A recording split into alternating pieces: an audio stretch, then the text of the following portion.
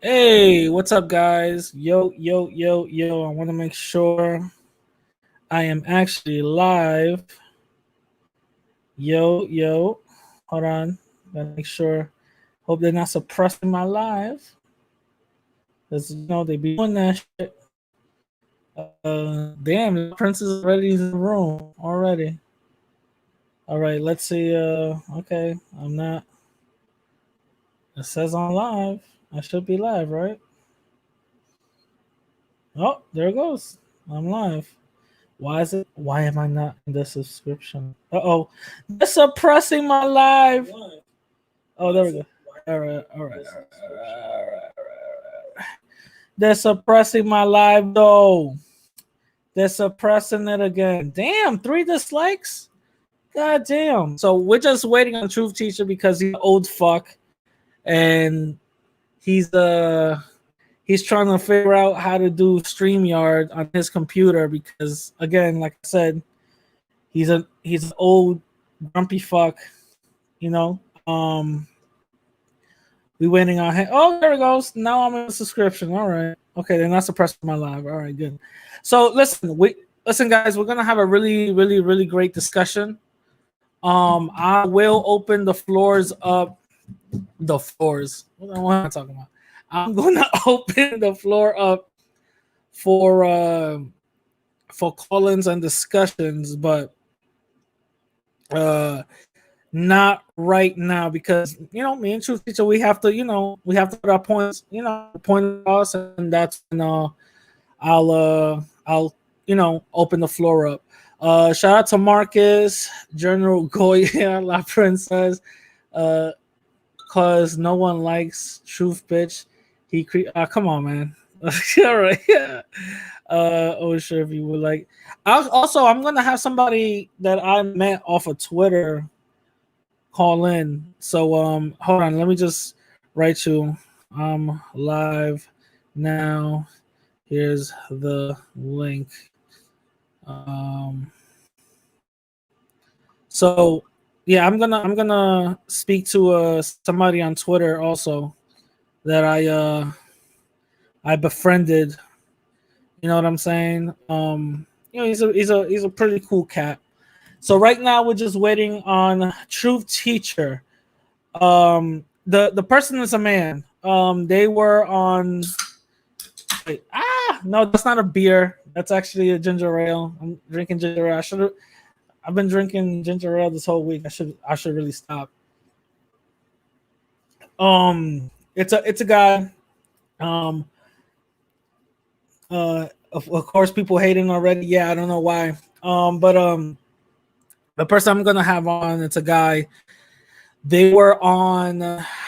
I believe, Light Skin Motivations channel. Before it got taken down. You know what I mean? For those who don't know, Light Skin Motivation, their channel got taken down. Don't know why. Don't know what occurred or what incidents occurred for that to happen, but it got taken down, and it happens. You know what I'm saying? I can't really say much about it. Okay, we finally got a Truth Teacher here. In the live. Oh, is he mixed or light skin? Doesn't really matter. Isn't that all the same thing? Mixed or light skin? Okay, we finally got a Truth Teacher here. Can you Live turn down your joint, please? Truth. Doesn't really matter. Isn't that all the same thing? Okay. Well, I just muted Truth Teacher until his old ass figured out how to fucking this guy.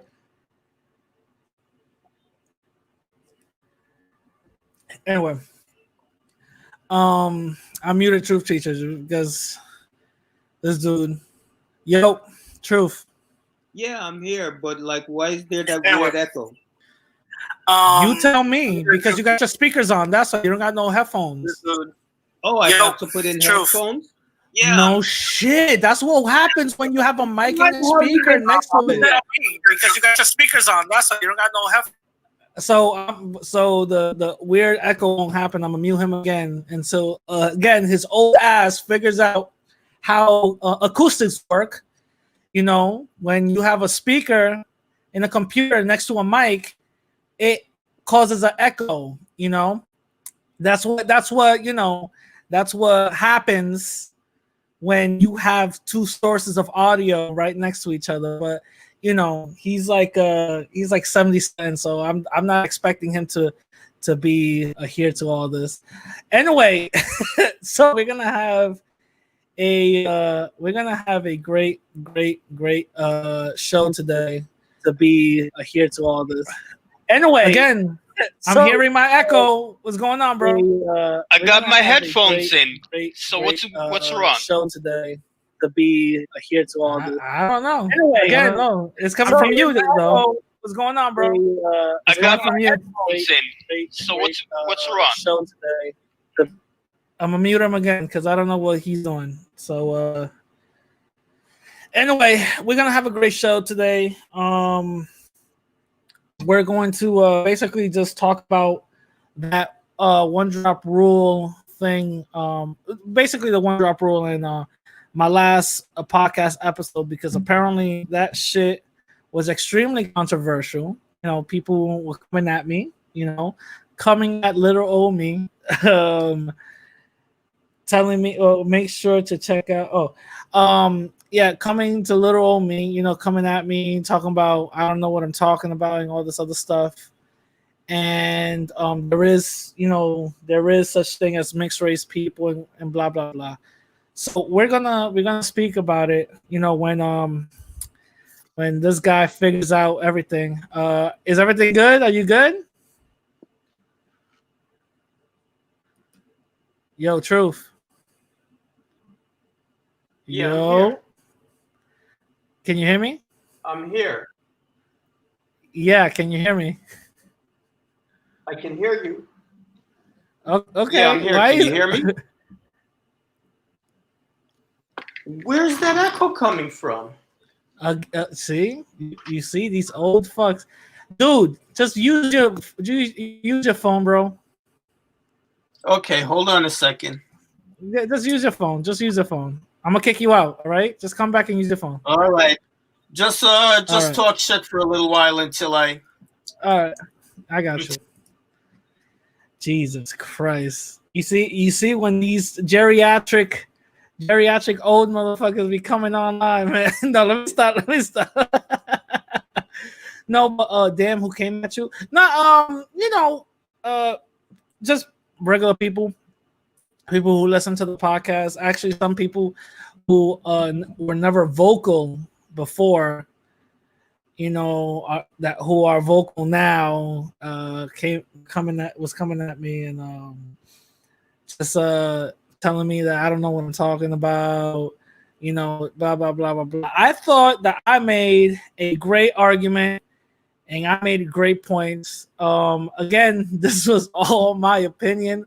I'm not saying that I was stating facts or anything. I was poking holes on certain logics and poking holes on certain arguments, and that's all I was doing, and giving my opinion. Truth seeker is, or like I don't know, and I don't know.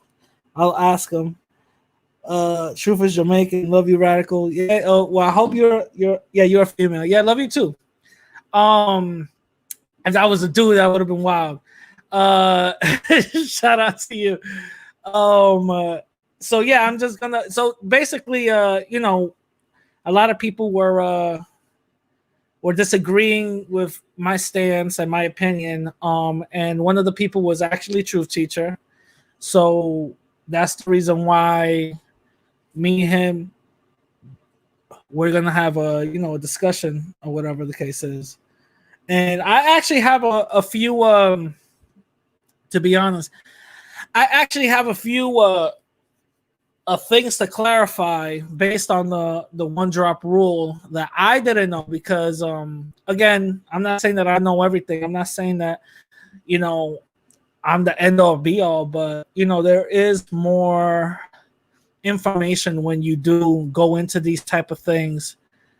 Uh, truth isn't. Yeah. There's more information when you do get into these type of things where you start figuring things out. You start learning along the way that maybe you were wrong, or maybe you wasn't wrong. You know what I'm saying? So, with that being said, I found out a couple of things that I was like, oh, okay, I didn't know this was this and that was that. I found you from when you was going in on Antonio's ugly ass. Yeah, shout out to you. Oh, what Truth Teacher's here? Hold on. Hello, Truth. You little bastard! Yeah, what's up, bro? You Can you hear figured me? that out? I can hear you. Yeah, Can you I figured hear that you. out? Can you hear me? Yeah. You Hello? figured it out, bro? This fucking Hello? guy. Oh, I hope you're not really using your computer, bro. You're using your phone? What's going on? I'm using my phone, but that's why I told you I wanted to check in half an hour earlier. But somebody was on one drop rule time. I'm mentioning any names. Yeah, you got a couple of people asking what you are in the I chat. thought everybody should know by now, man. Come on. It's like I'm always saying that I'm Jamaican. You're Chinese? He's Chinese. So Well, nobody can somewhere in there, confuse there's it. some Chinese in there, but no, Yeah. well, if it's Chinese, it's Chinese Jamaican. Yeah. So what's going on? Listen, I wanna start this. I want to start this off by saying this is not a debate. This is just two people with different viewpoints just talking it out. This is not going to be a fight. This is not going to be an argument whatsoever. So if you came for that, then I'm sorry you're going to be leaving disappointed. You know what I mean?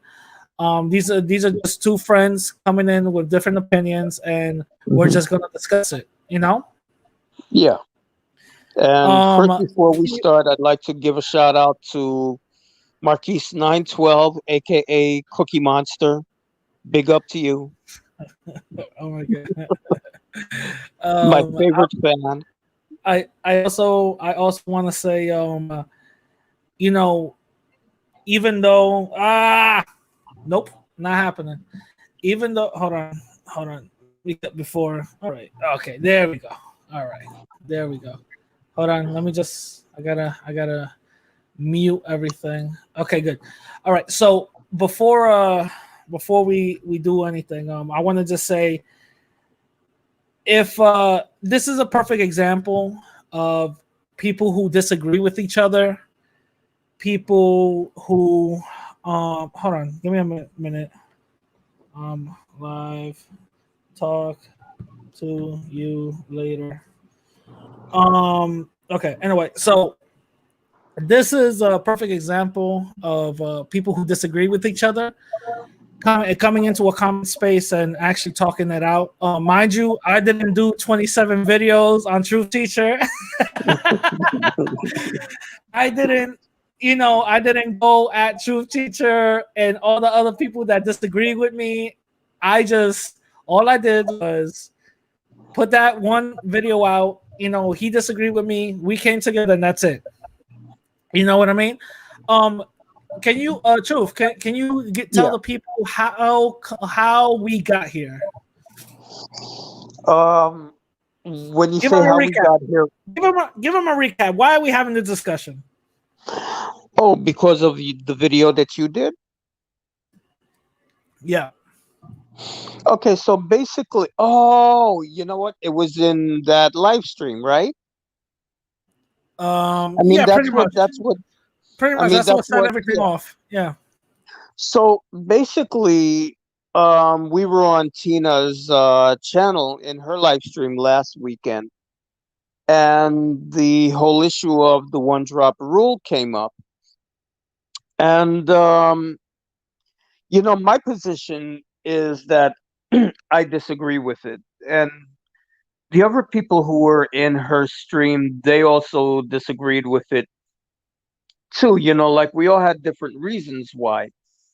You differed in that you support the one drop rule.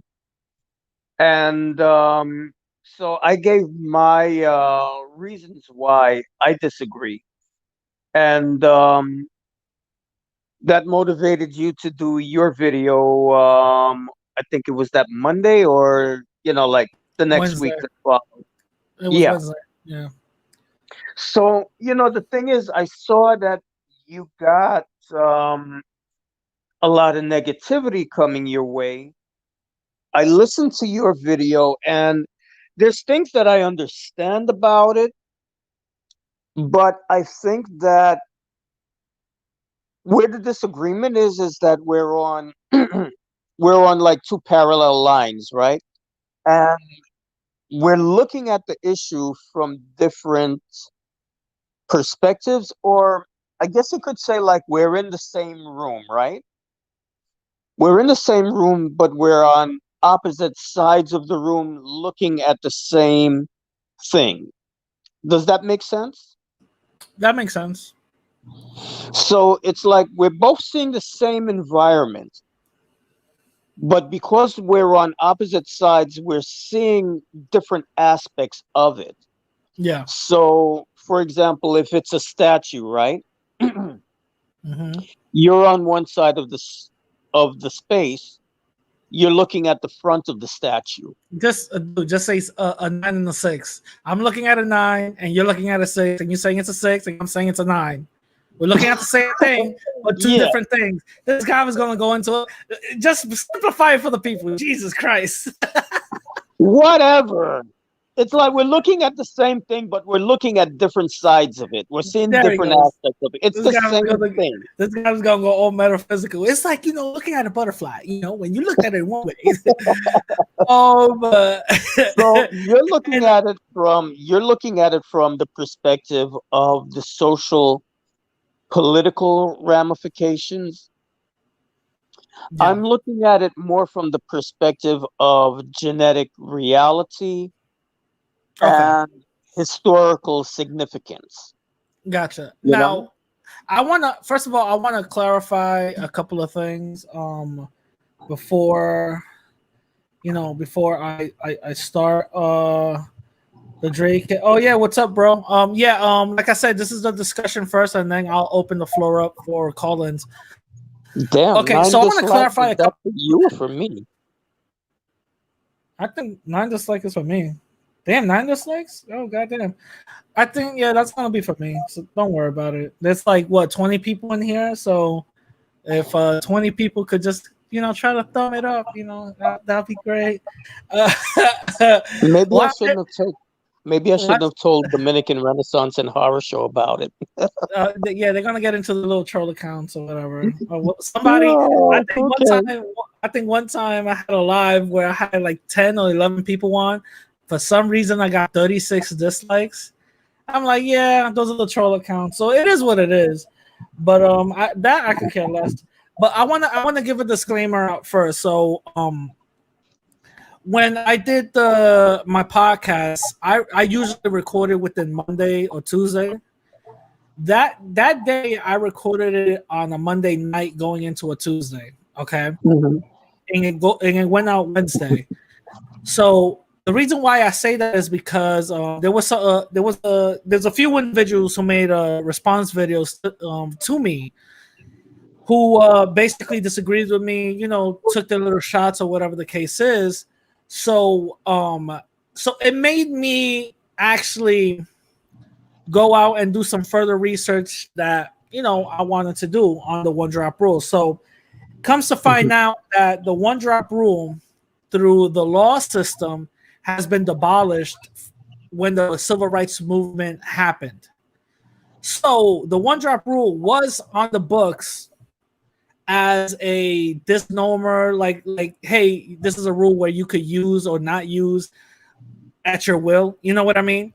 And when the civil rights movement happened and laws to get passed, the one drop rule went away, but it also evolved into race identification due to the census. If that makes any sense. So because of the census, we don't have the one drop rule anymore but we kind of do because it evolved. You know what I mean? It just turned into something else. Just race identification. That's all it turned into. that's what I found interesting on it. That's what I found very interesting on it, and that's what I want to give the disclaimer out first before we go into this conversation. Yeah. I also found out that the one drop rule is still used as an individual social, um, construct. So, meaning they give examples saying that if you're mixed race or if you're not mixed race, people who are aware of the one drop rule, they kind of go and use it. They use it at will whenever they feel like it's necessary to use it. So even though the one drop rule is not legally binding anymore, we still use it in a social setting and social construct. Does that make any sense? Well, yeah. Um, I just want to give that disclaimer out first. This is what I found. That's all I'm saying.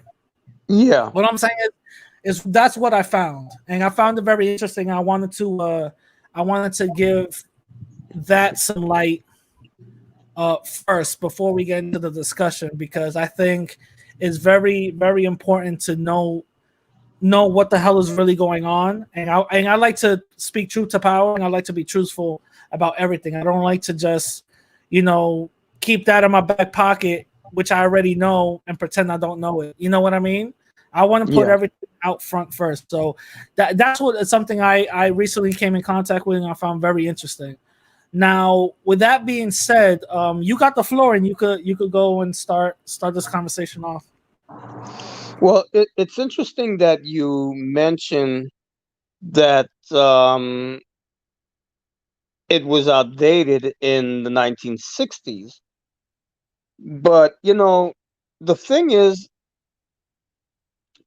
it still is confusing because I remember, like, when I came back to this country, I was in the third grade. And, you have to fill out, you get these tests and you have to fill out this thing, race. And back then, the only races they had, well, the only categories they had was black, non-Hispanic, it said white, non-Hispanic, um, and then Hispanic. And then I think they also had Native American and Asian slash Pacific Islander. So in effect, it's like officially they're saying that the one drop rule doesn't exist anymore, but in practice, it still does, you know? So, which is it? Because if those are the only choices that you're given, and it confused the crap out of me because I looked at, okay, so what equals what? And it's like white, anyone having origins in Europe. And I'm like, well, I have European ancestors. Black, anybody having ancestry in Africa. And it's like, okay, well, that's me. And then there was this thing, Hispanic. And okay, what the hell is that? Like anybody from a Spanish speaking country in Latin America. But some of those people looked like people in my family. Some of those people looked white. I mean, they looked like everything. So how is that a race? So it's very confusing, and I think it still is confusing to this day.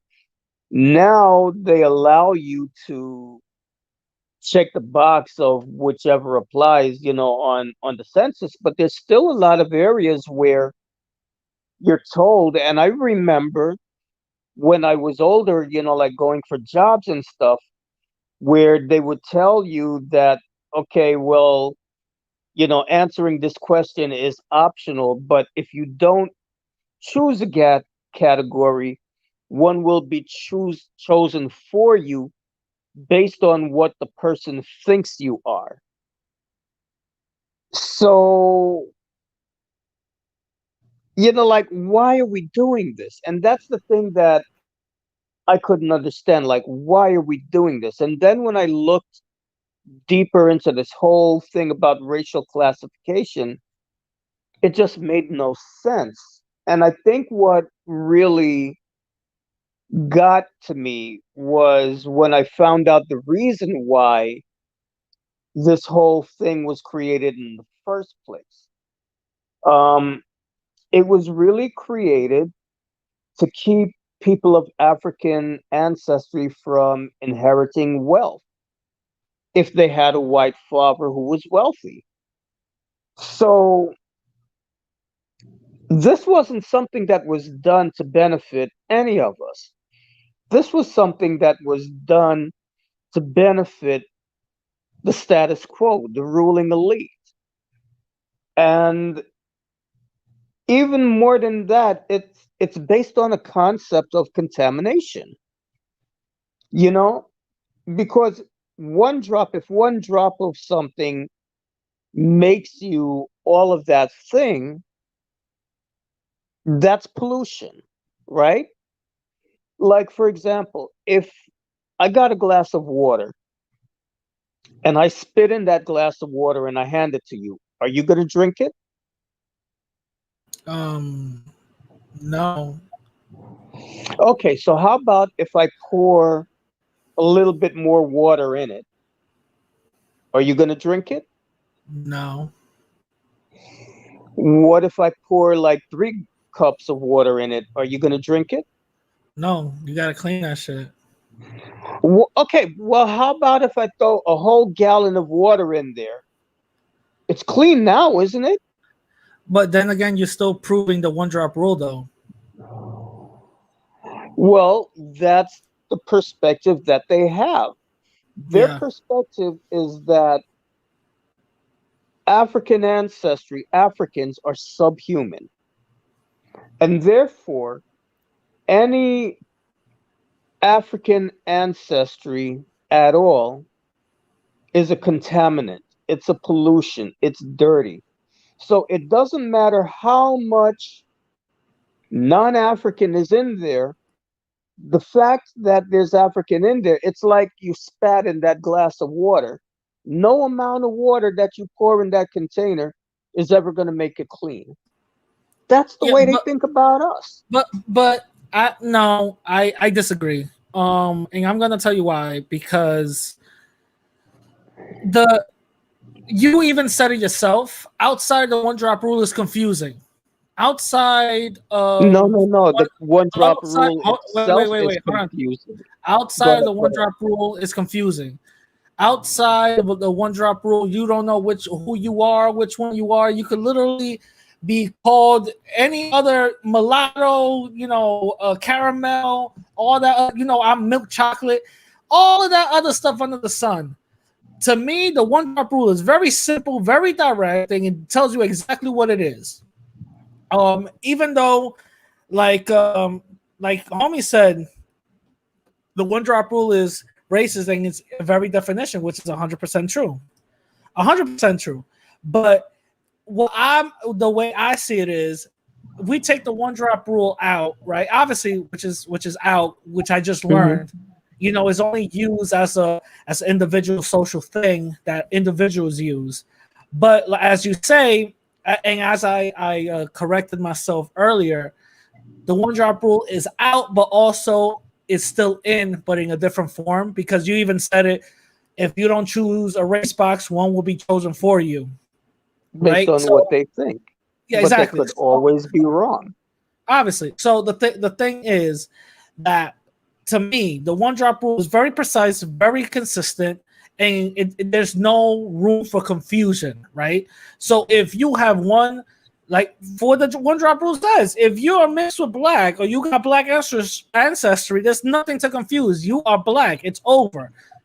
Thank you for having this conversation. Peace. Because I find it very funny when certain people call themselves mixed and call themselves, oh, I'm mixed with this and this and this, but yet they look one way. Whenever a person, like, for the one drop rule says, if you're mixed with black or you got black ancestry, there's nothing to confuse. You are black. It's over. Thank you for having this conversation. Peace. Because I find it very funny when certain people call themselves mixed and call themselves, oh, I'm mixed with this and this and this, but yet they look one way. Whenever a person no matter who they are, mixes with black, that product comes out looking black 90% of the time. And you're going to be treated as such majority of the time. So when these people come to me telling me, saying, I'm mixed, I got this and this and this, I'm like, okay, where can you benefit from white privilege? Let me know. You know what I'm saying? That shit doesn't make sense to me. Because you cannot say I'm mixed with all these other races, but yet you only look one way and you only treated one way. You know what I'm saying? Where does your mix come in? You know what I'm saying? But that also works the other way because, for example, just think if we applied the one drop rule globally, most of the damn world would be black. So you see, which it is, but go ahead. Okay, look at Mexico. Is that not true? Is that not true? How are they black? Well, first of all, apart from the one drop rule, how are we defining black? What does that mean? Go what you think it means. How are you defining it? I don't define people as black. I don't define myself as black. I'm a person of African ancestry.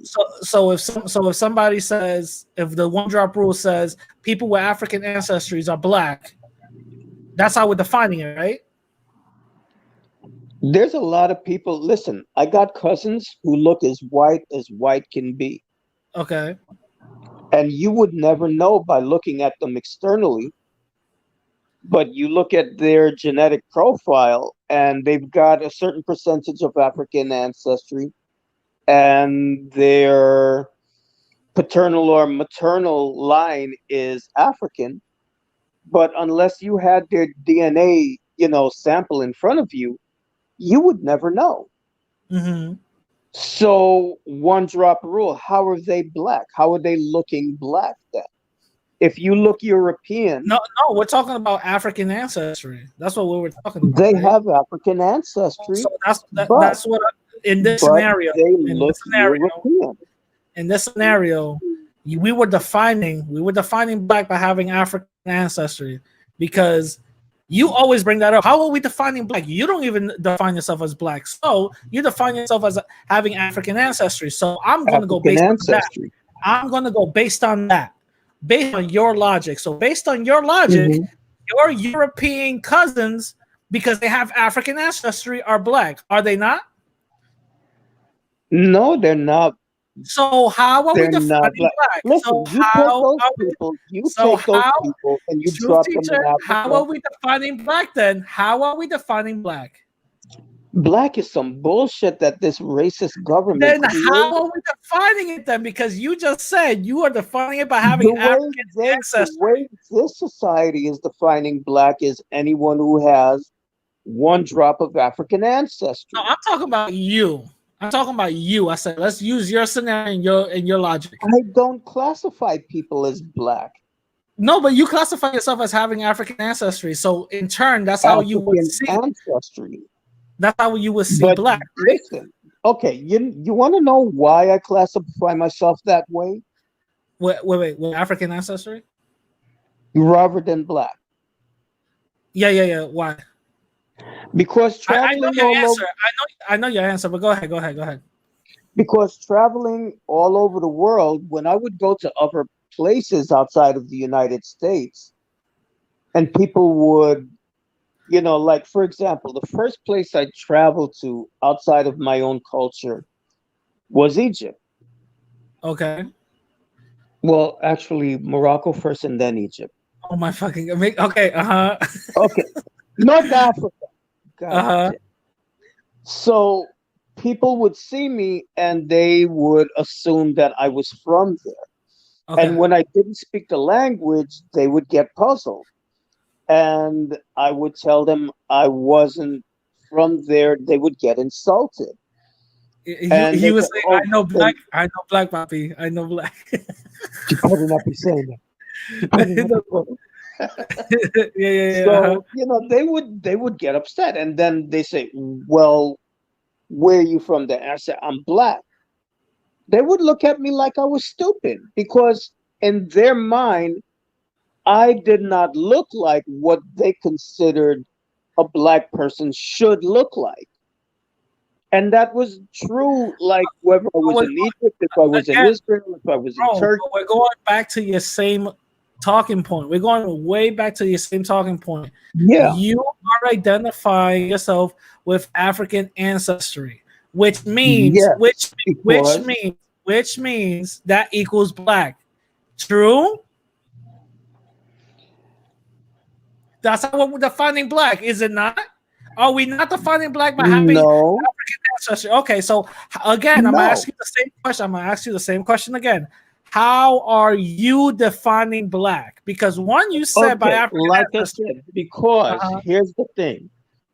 I don't look the way people consider a quote unquote black person to look stereotypically because I am mixed.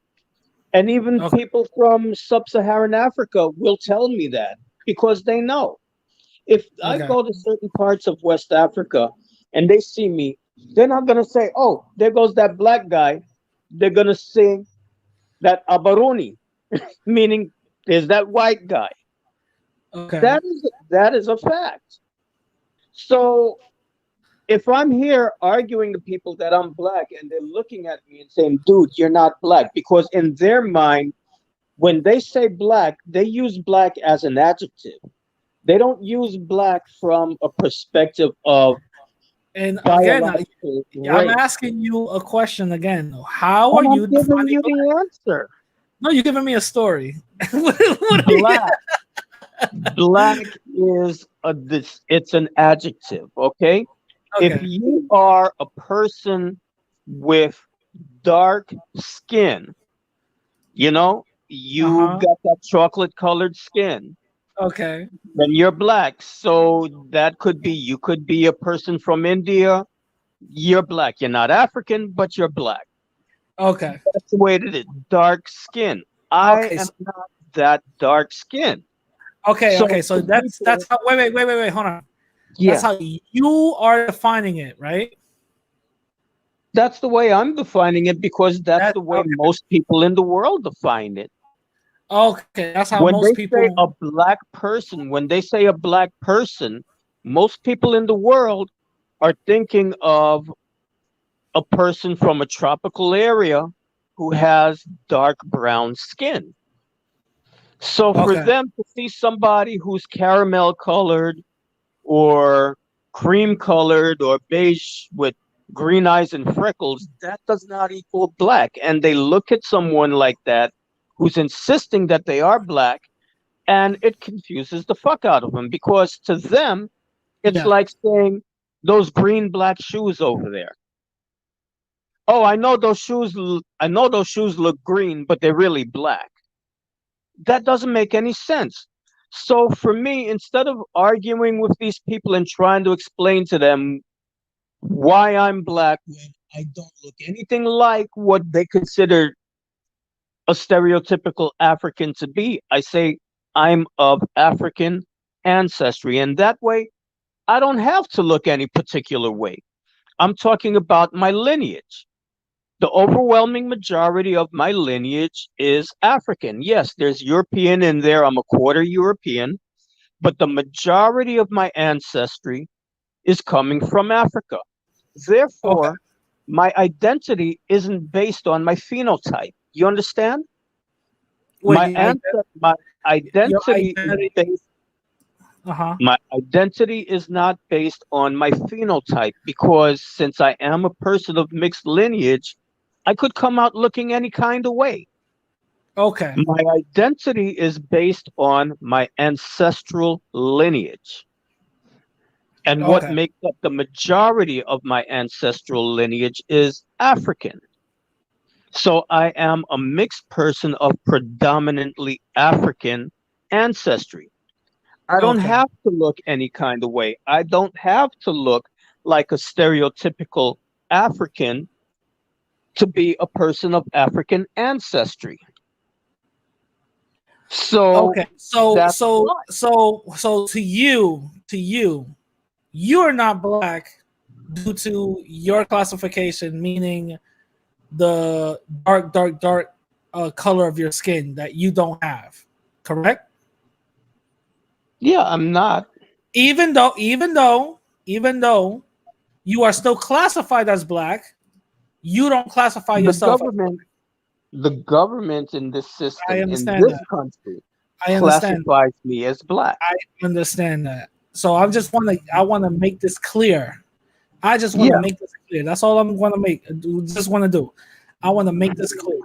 So to you, you don't consider yourself black. You consider yourself mixed, but mainly of African descent. biologically, Biologically mixed, but mainly from by African descent. Even though, predominantly African. even though there's many people who classify and is classified as black who look like you or just a little bit lighter than you. That doesn't mean nothing because to you, black means darker, skin, correct?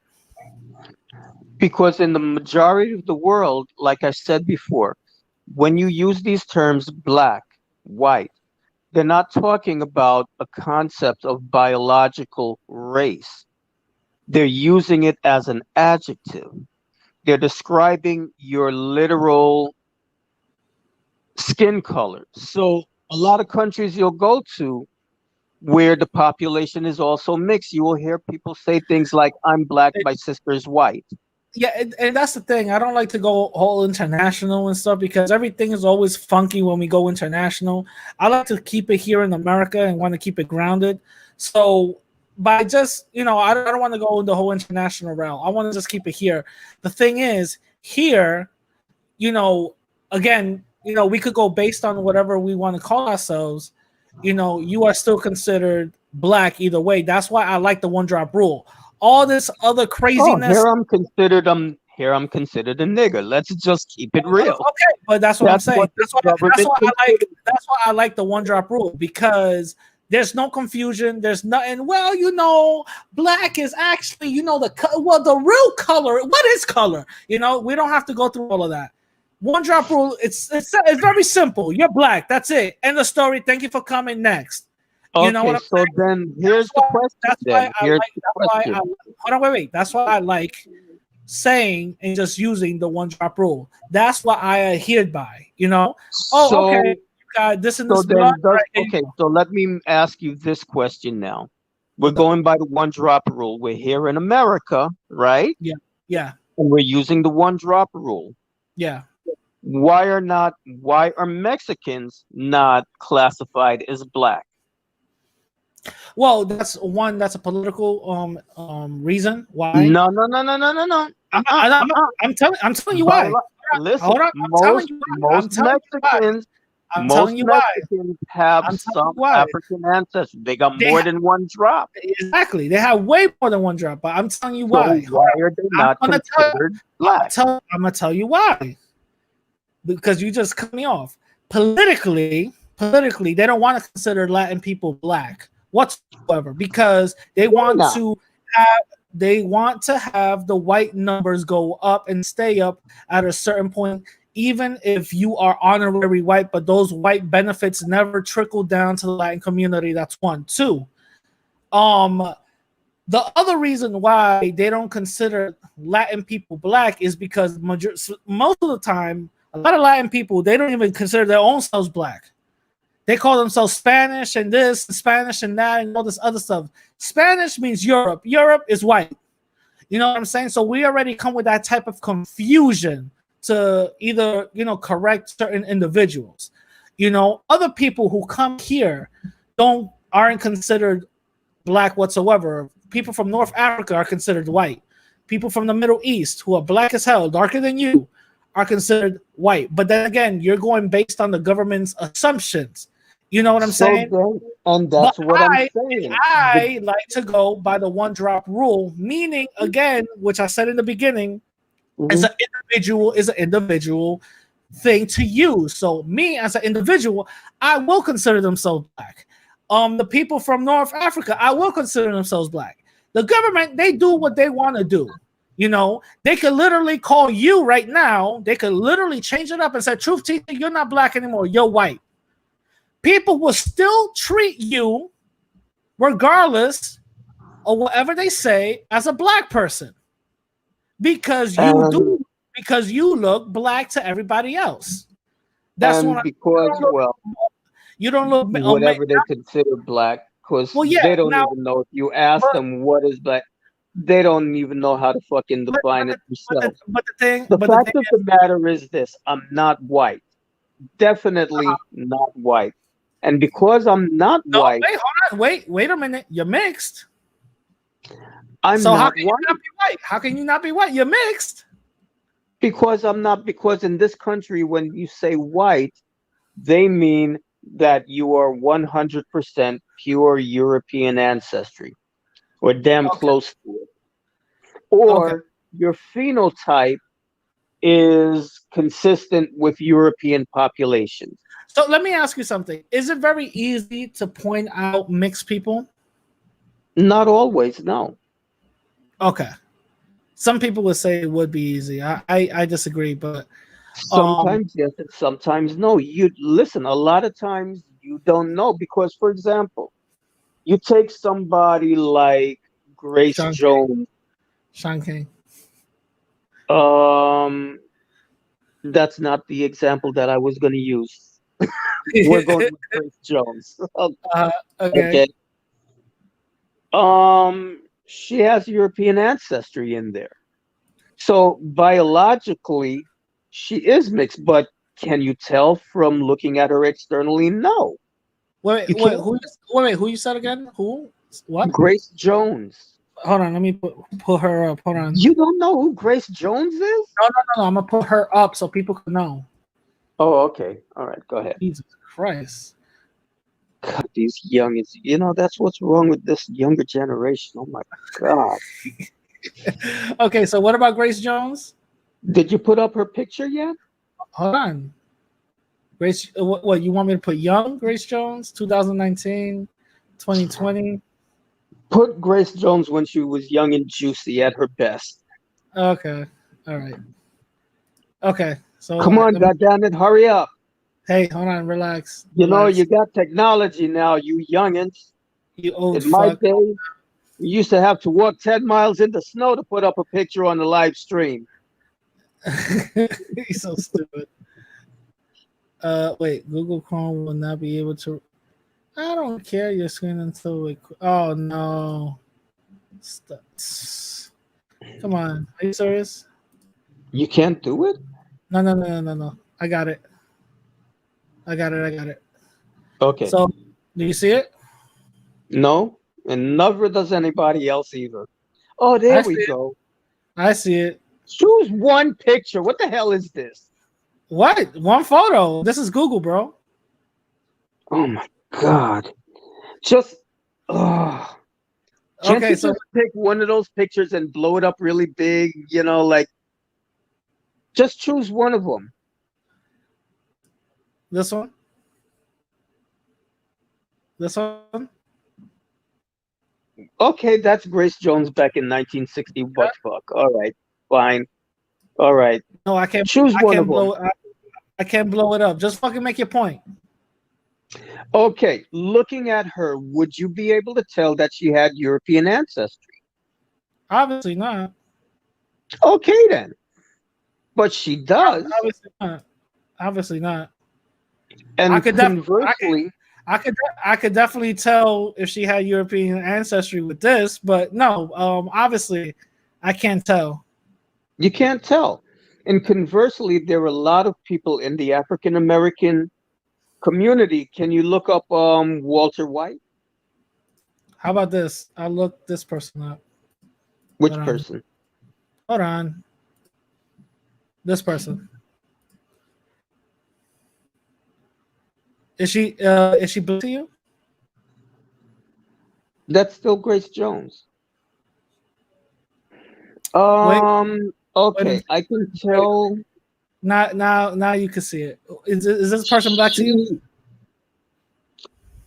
Listen, if I saw this person walking down the street at a glance, I wouldn't categorize her as black. Now, if I meet her and she tells me her lineage and she tells me that that's the way she identifies herself, okay, fine. But I would probably look at this woman and think that she's Jewish. You would think that she's That would Jewish. be my first assumption. That would be your first assumption, that she's Yeah. Jewish. Okay. Yeah. Okay. Even though she has no Jewish nothing in her lineage, and she's black. I wouldn't know that unless I spoke with her. But just looking at her on face value, I would assume that she was Jewish or some kind of. Marcus got it right on the nose. That's the White House advisor to Obama. She was in the news. She was in the news. He got it again. See the Planet of the Apes comment right there. See, he got it again. That's the one. All right. Marcus is on a roll. That's what I'm talking about. Yeah, so she was on the news because I think was it Rosie O'Donnell called something. That was what's her face? Not Rosie O'Donnell. That was Roseanne Barr. Yeah, Roseanne Barr. Sorry, Rosie O'Donnell.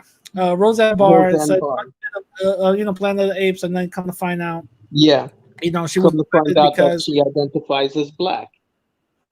But this is a person who is ambiguous. She could be Middle Eastern, she could be Jewish, she could be some kind of generic Hispanic person or a Latina person. You could put her in any box. You don't know. What about Lloyd Banks? What about Lloyd Banks? Who? Lloyd Banks. I put him up right now.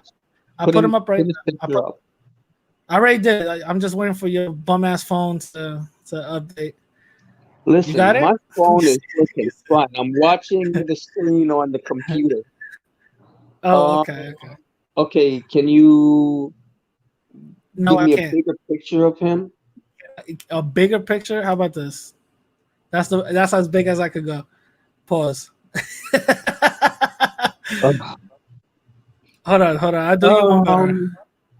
That didn't even work. Lord Banks. Okay, I would say this is a person who could probably be African American. They could be Dominican. They could be Dominican. Could be. Listen, I'm not up with this. What would you say if the last person from Obama's cabinet and Lloyd Banks, what would you say if both of them said that they were mixed? Well, then they know their ancestry. I'm asking you. What would you say? Well, yeah, because mixed. I mean, listen, a mixed person. For those who don't know, Lloyd Banks is half Puerto Rican. For those who don't know, black and Puerto Rican. Black and Puerto Rican. So you mix a black person with a Puerto Rican, and they come out looking Puerto Rican. No, they come out either way looking black. That's my whole point. They could look like anything because Puerto Ricans look like anything and everything. So that's the thing. So that lady, she tells me she's mixed. So wait. So what about Dave East? Yeah, she could be mixed. Who? What about Dave East? I got him up right now. That is a mixed person. I mean, like, it's obvious that he's mixed, but not all people who are mixed are obviously mixed because genotype and phenotype don't always match up. Okay. So there's a lot of people who are mixed, but because of their phenotype, you would never know. Again, those who don't know, he's half Dominican and half black. So that means he's mixed with Spanish, Indian, all that other dumb shit people like to say. But this is my thing. This is where I'm coming from. All that other stuff is cool, but all of that goes out the window when we want to, talk about. All right, let's talk about how logistically this sounds, because it just causes a lot of confusion for a lot of people. You could say you're mixed, you could say you're that, but you cannot benefit from both sides of both races. You cannot tell me You cannot tell me that Obama can benefit from white privilege by being half black and half white. My man looks black. Okay, so here's the part where we're in the room looking at the same thing, but we're on two sides, right? I'm looking at So the nine. you're looking at the front of the statue. I'm looking at the butt crack, I guess. So here's the thing. There's a difference between a biological, scientific reality and a social and political reality. Okay. So it's not that you're wrong, it's that you're looking in a different context. Okay? Yeah. With the examples that you're giving. In this society, let's face it, if you are not 100% pedigree European ancestry, you automatically lower down on the totem pole. Okay?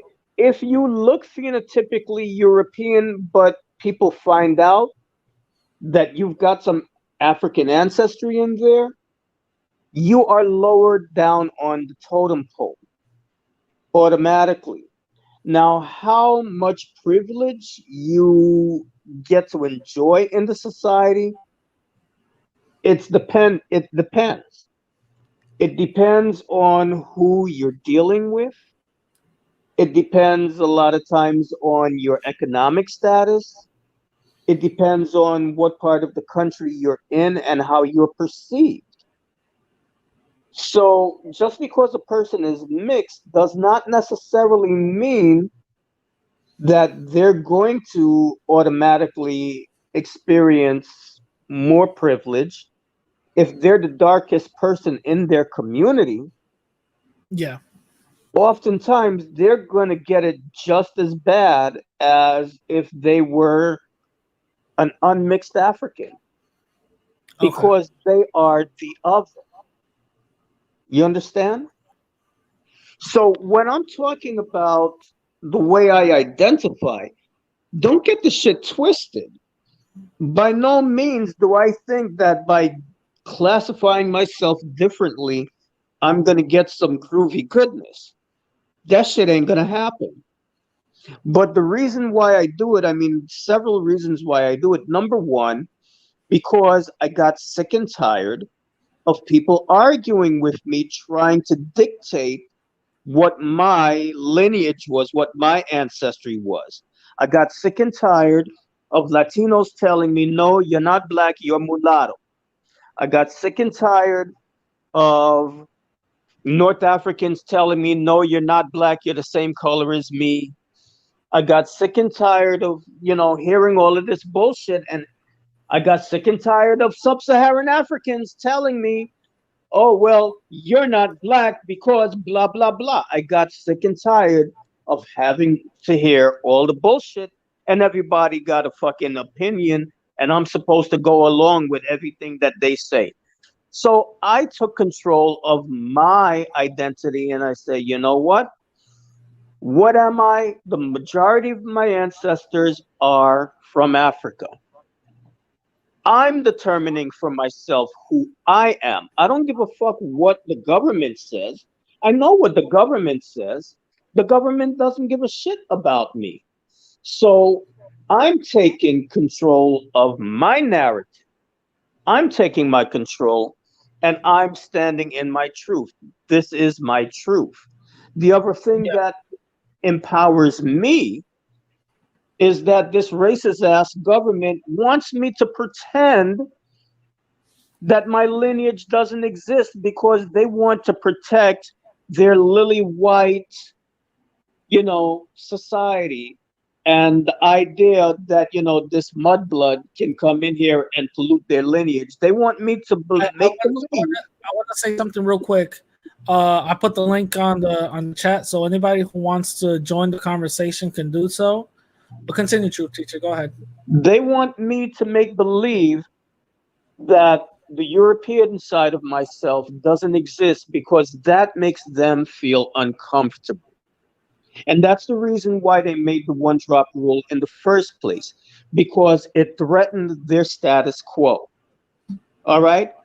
because what they're afraid of is that the African descendants and the European descendants are going to come together, and that wealth is going to trickle back into the African side, and they're not going to be the lower class anymore. They're going to be in competition. And that makes them feel very uncomfortable and very disturbed. So they would much rather me to pretend that that side of me doesn't exist so that they can feel comfortable. And in my mind, fuck your comfort. I don't give two fucks about what makes you feel comfortable. This is who I am. And if you don't like it, too fucking bad. Deal with it. And that's cool and everything. And I totally agree with that. But the thing is, at the end of the day, you are going to be treated as a black man. I'm going to be treated. Listen, I'm going to get the nigga treatment. And also, on top of that, you know, nothing about you is going to benefit from whiteness whatsoever. So why say mixed? Because that's my truth. And because that's my way of being defiant. That's my way of resistance. That's my way of protest, by standing in the truth of who I am instead of letting them dictate to me who I am. God didn't appoint them some kind of mighty being over me that they get to tell me who I am. Yeah. They're going to treat me unfairly. But that doesn't mean that they have a right to do it, and that doesn't mean that they're right to do it. We got wait, hold on, hold that thought right now, Truth Teacher. Give me a minute.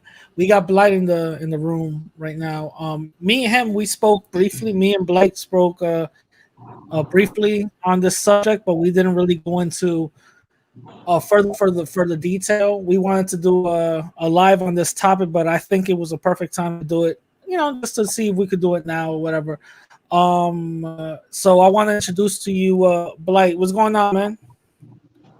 You got to turn on his mic. Hello, can you hear me okay? Yeah, I can hear you. Okay, good. Hello, thank you for having me. I was fun listening to you both share your points of view, and this is good, healthy conversation. So I always encourage that.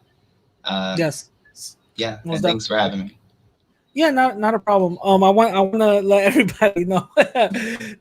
Blight is the one that told me about about these people's channel got taken down.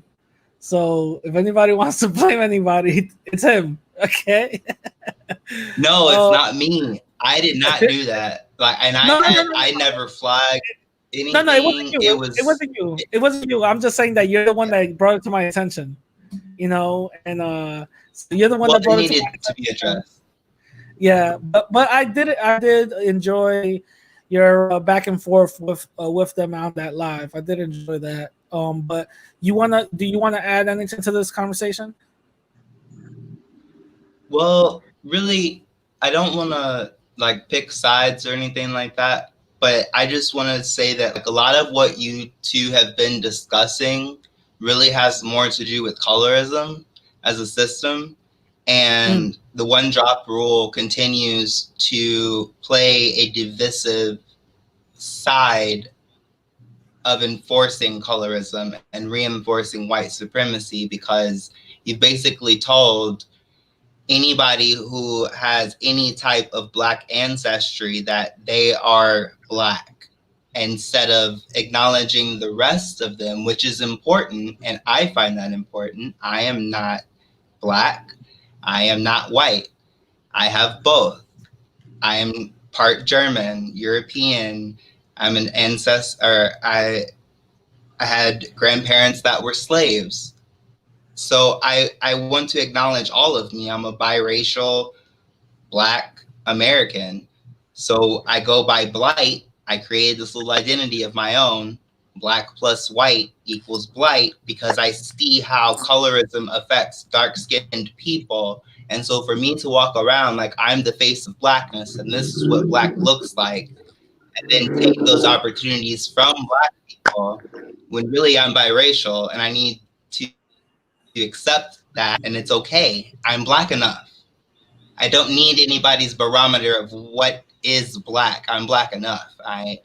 but I am not only black, and there's nothing wrong with it. And like this is where the one drop rule comes in, because now you're just telling anybody who's anything black at all that they're black. And the lightest person you can think of in your mind, because they have a fourth grandpa that was black, that they're black. And they can take black roles, and they can play black people, and they can market them as black people.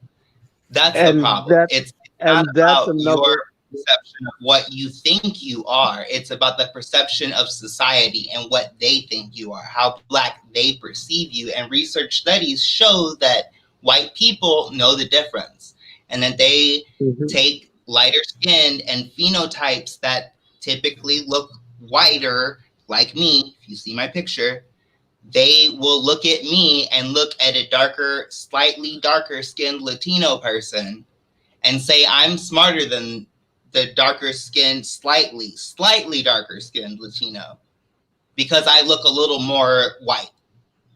Yep, has nothing, even if he's not white at all. He wouldn't even have to be white at all, just slightly darker than me. Kept all of his ethnic features of his phenotype, and I have mine. And on top of that, I have a slightly lighter skin, and my features are slightly more European. I have a slimmer jaw, you know, my hair is a little different. So they will perceive me as more intellectual than that other perfectly qualified person. And it's bigger than this whole debate about, oh, I'm not, they don't think I'm black enough, or who's black and who's not. It's so much bigger than all of that. And people need to really let go of the ego and know that you need to claim your identity, accept it, because it's hurting the communities that you claim. And if you don't know that, then you don't understand colorism. And that's the point. And that's a perfect point that he's raising. The big problem that I have with all of this is that this system inherently supports white supremacy. This is like going to a casino. You can never beat the house. Explain that to me. Can you explain that to me? How does it support white supremacy? Because, like he said, you know, you're gonna one drop rule everybody into blackness, right? Yeah. And then when you have an opportunity to put a black person in a certain position, what do they always do? They go out and they find the lightest, brightest, damn near whitest person. But that's not, I don't think that has nothing to do with the one drop rule. Yes, it does, because you take someone who phenotypically is more European, who genetically is more European, and that's your way of getting around the system. But that's colorism, though. That's not the one drop rule. This is still something that's being used by the white status quo in order to maintain their power.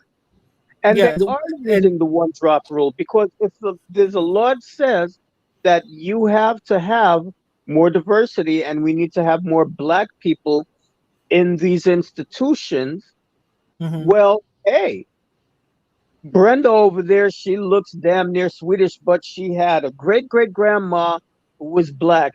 Therefore, I'm going to choose her over someone who is undeniably. I work in as a catering manager, and I employ and hire actual dark-skinned people underneath me. But I also have an exceptional amount of white people above me.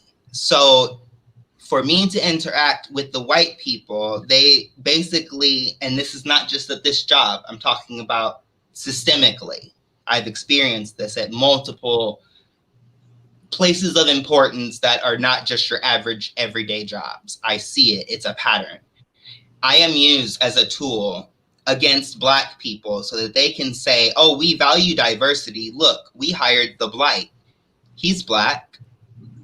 We can't be racist. He's a manager.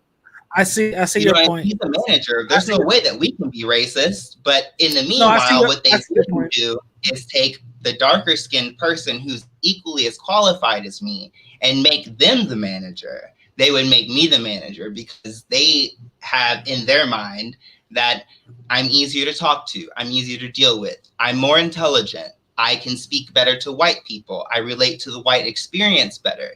So for me to play black it perpetuates white supremacy via the one drop rule, because you've basically just told everybody that I'm black.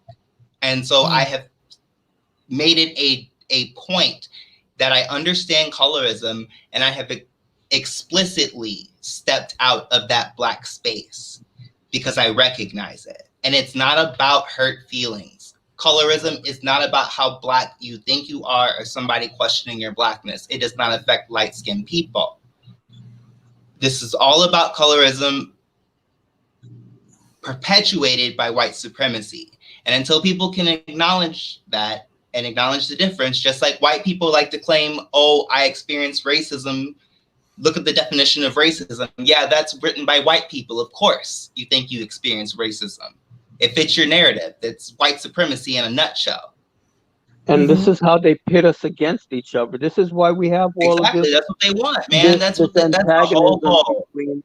Between light skin and dark skin, because they have historically, and I'm saying this as a mixed person. I saw somebody in here talking about, I never heard a Jamaican talk like that.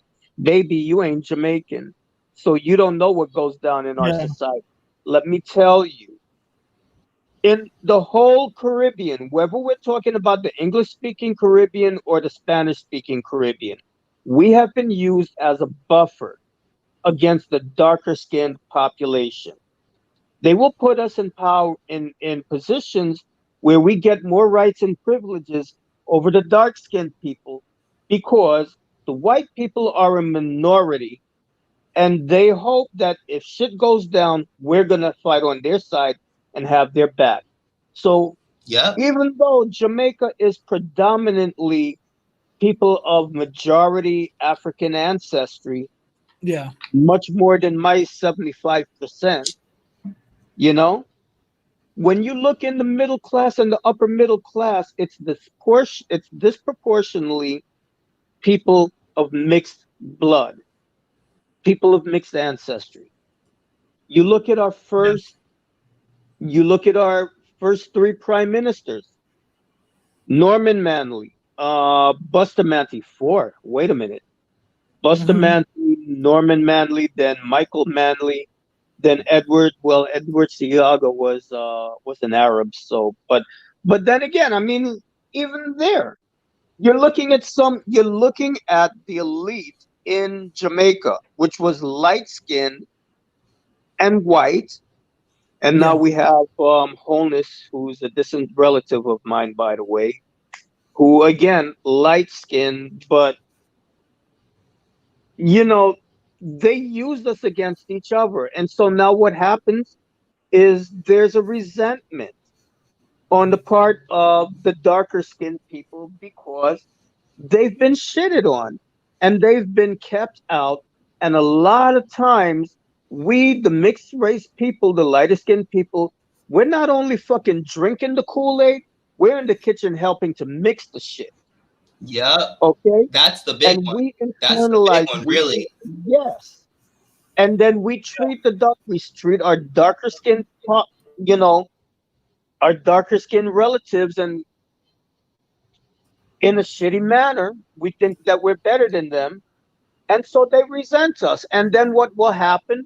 They will act out against us. So, for example, light skin motivations, I don't doubt that what she went through, you know, was real, that she went through some shit because of this vicious cycle that's created. Yeah. We are both guilty of hurting each other because of this bullshit that was created by the status quo white supremacist establishments, whether it's in Latin America, in the Spanish-speaking world, or in the English world, or in the French world. It's the same. You're right, but there's some intellectual dishonesty going on with light skin love that needs to be addressed, and colorism is not one of those things in that context that she often speaks about. That's another topic for another time, because she has her own issues You know what I'm saying? I don't want to. More Yeah, receipts that's than the what I'm New York saying. Like Times. that doesn't belong in like this Yeah, conversation yeah, because yeah, yeah. I want to. I there's don't a want to get whole too lot. much. I don't want to get too much into it, but I want to say what's up to Dr. Fuck about goddamn time. Dr. Power and Ava. You guys got anything to say? Hello. Oh, okay. Lo say, Ava, you got anything to say? Hello. you have to take her mic. You have to open her mic. I think she mute. No, she did it herself. She muted it. I can't unmute it. Ava, you gotta unmute your mic. There's that little microphone icon Where did on the Dr. bottom. Power go? I don't know. He said I don't know. He was here. Hello, Ava. Okay. I guess both of them left. Anyway, so continue with what you were saying. I'm sorry that I cut you off. Okay, what was that? Yeah, I was talking about, the fact that, we have been pitted against each other. And the fact of the matter is that we have both light skin and dark skin done shitty things to each other. And we Yeah. need to own up to that instead of making this light skin versus dark skin. We have shitted on each other. We have done dirt to each other. We have caused each other pain. And we need to be honest. Yeah. Wait, hold on. Ava, is that you? Hello? Hey, what's up? I can hear you. Can you Hey, hear us? okay. I'm sorry, y'all. I'm trying to figure this out. I'm so sorry. No, it's all right. Everybody's not a computer genius. It's all good. Yeah.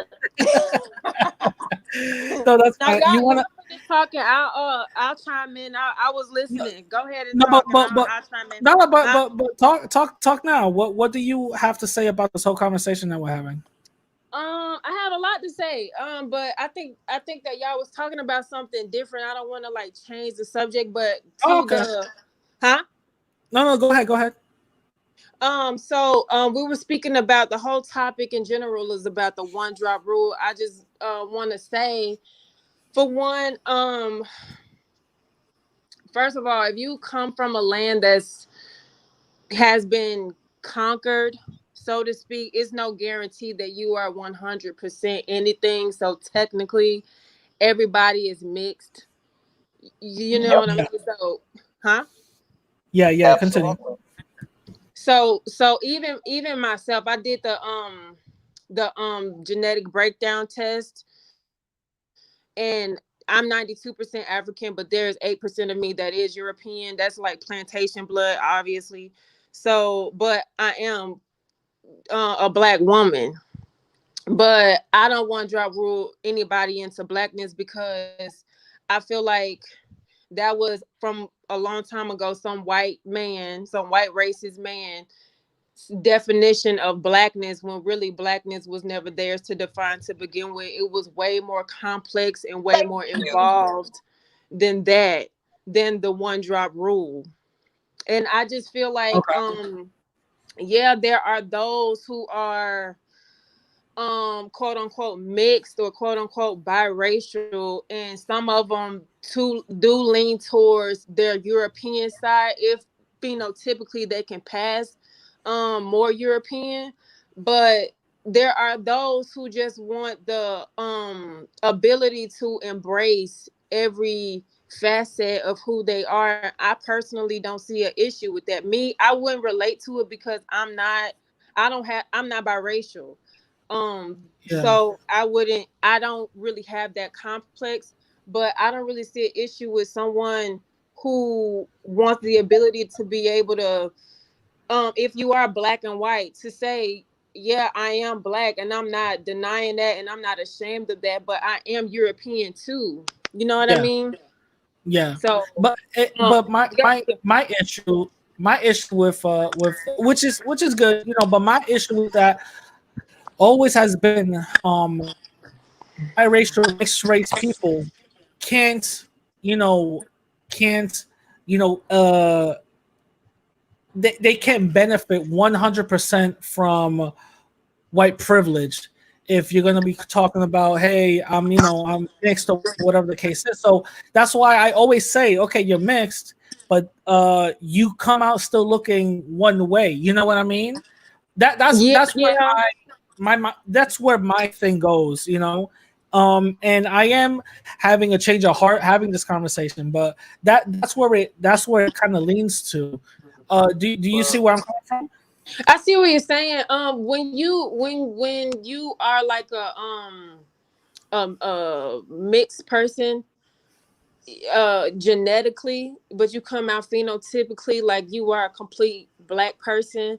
What you come out looking like, really, if you mix, is kind of finicky. Like, it's no guarantee that you're gonna come out looking one way. Like, it's a guy that I work with. He's biracial. His mama black and his daddy white. Yeah. And depending on how hot it is outside, he could pass for a white guy. Like, you've seen my partner before. He's a white dude. Oh yeah. And you've seen him. And he was like, "That's a white guy," and I was just like, "Well, no, that's not a white guy. He's mixed, but from a distance, he do look kind of white. But since my eyes are trained and me looking at him, I know he's not white.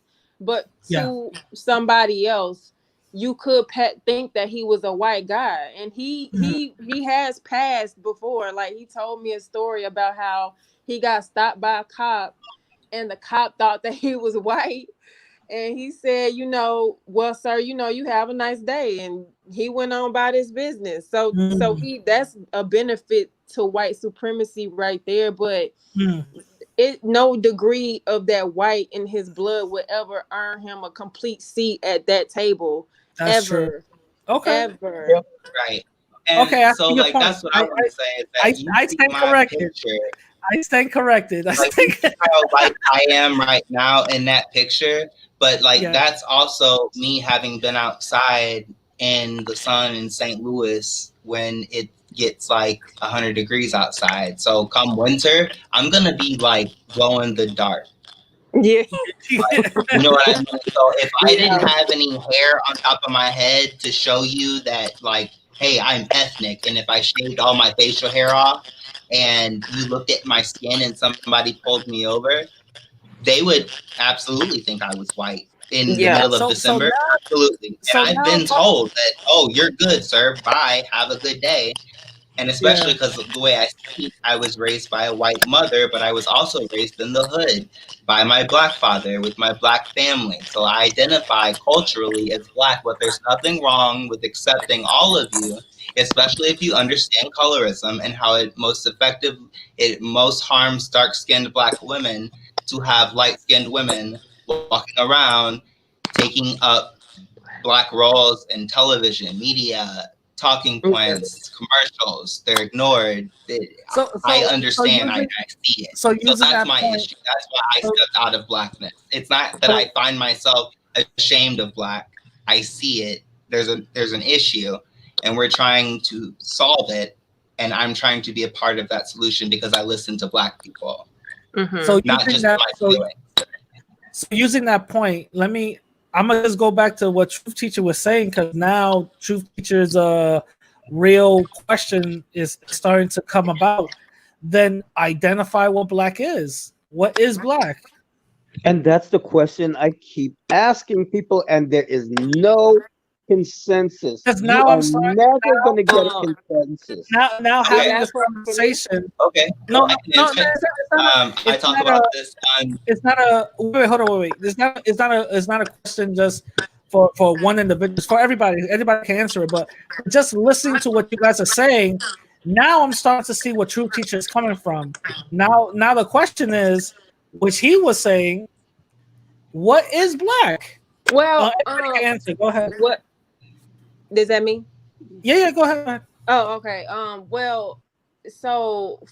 start with, the whole concept of race, that's a social construct. Like, white, black, at the end of the day, that does not exist. That's a color. And through colonization and all of that, you reduce people to a color scheme. So really, white people define blackness as under the one drop rule, but I mean it's really arbitrary. Like, in 2020, you can't really get a general consensus on what blackness is, you will go, and then it varies from like country to country, region to region. So my personal definition of blackness may be different from everybody else's definition of blackness, but to me, since we live in a society that has been conquered, um and there is no guarantee that there is a 100% anything in anybody. To me, I define you by your majority genetically. So if you have 25% whatever, but you are the rest African, to me you are a black person regardless of how you came out looking phenotypically. To me. Yeah, of course. Okay, so to you, blackness has nothing to do with outward appearance. It's more of a, how would you say? It's more of a lineage then. Yeah. It's more okay. So you're equating black with African. You would use those interchangeably, right? Black with what do you mean? Not like Africans? No, Africans. Um, no. What can you elaborate? I don't understand. Okay, so all right. So then for you, when you say black, you're talking about people from the United States who are majority of African ancestry, Yeah, regardless of their phenotype. yeah. Okay, so you would look at people who are recent arrivals from the African continent in a different category, even though genetically, so this it's a construct based on genetics and social what's the word I'm looking for? I Social don't know, bro. standards. I wouldn't view. I nationality. think I It's see really what you're about saying. social perception. Yeah. I wouldn't regard Africans like Africans from the continent of Africa or sub-Saharan Africans. I think you mean specifically that came over to America. I would not view them any different from myself, but to my understanding, they view us different from them, because a lot of them are purely African, you know, Wait, since so they let come. me ask this then. Uh-huh. So is Fat Joe black? Not to me. That's in you? He Not might to me. have well, He might have listen, looking African at him, lineage, he but definitely has African lineage. Okay, But wait. is he gonna be able to get a Black role in the in the he also has something else, and he is black, but he's not exclusively black. And there's nothing wrong with that. And I want people to get it out of their minds that somehow you talking about what all of you are and then including something else other than black is somehow there's something wrong with that. And that's what perpetuates white supremacy. And that's what I'm trying to get. I like what Blight is saying right now, because this is something very interesting. Now let me ask the whole room right now. Would you feel some type of way if, since knowing, let's say some Fat Joe lookalike or whatever, who is Latin descent, right? Who is Puerto Rican or Dominican or whatever, is, who looks just like a Fat Joe, or who is phenotypically like him. Would you feel some type of way if he just starts, saying that I am black? How would you feel? yeah, I would feel some type of way. would that include people who are like part Ecuadorian and who eat guinea pig? No. Huh? It's an inside joke. It's an inside joke. Inside joke. He's being an asshole right now. I wouldn't personally really trip off of it. Why not? Like, Why not? if Why it not? occurred in front of me or whatever, but I mean that doesn't mean I wouldn't talk about it. Like if I saw it, because I acknowledge myself. Why would you not feel I'm not. that way? I wouldn't feel some type of way because it's the truth. You don't have to be exclusively black to be considered black. You are some black. That's great. Claim that. But you're also not black. You didn't come from two black parents. You don't. Yeah. There's a system of the colorism system is literally built off the one drop rule, the one drop of black blood. So the farther you go back is gonna make you whiter.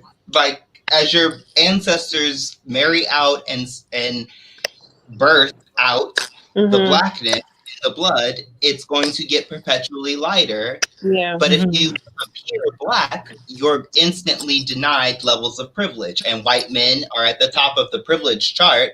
And you can fill in a bunch of X's for how many of the biracials and the multiracials where they fit in because of their color or race and or gender and or sexual orientation, ableism, etc.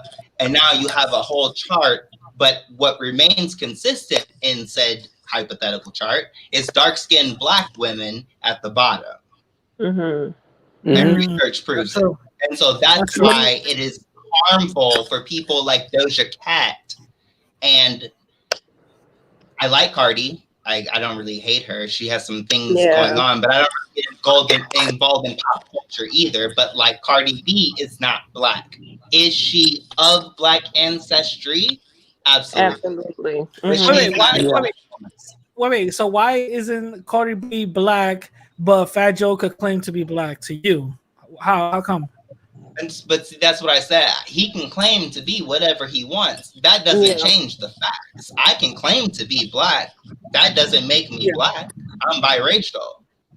I have a grandmother from Nazi Germany. So to call me black and to me to act like I'm the face of blackness and that I'm what black people are and what black people look like and sell that to white people, knowing that I have levels of privilege that dark-skinned people don't, is engaging in intellectual dishonesty on the same level that white people do it. And that's my problem. It's so much bigger than this whole I'm black thing. It's bigger and that's exactly the issue when you go outside of the United States, because they look at you and they're like, you don't look like what a sub-Saharan African looks like.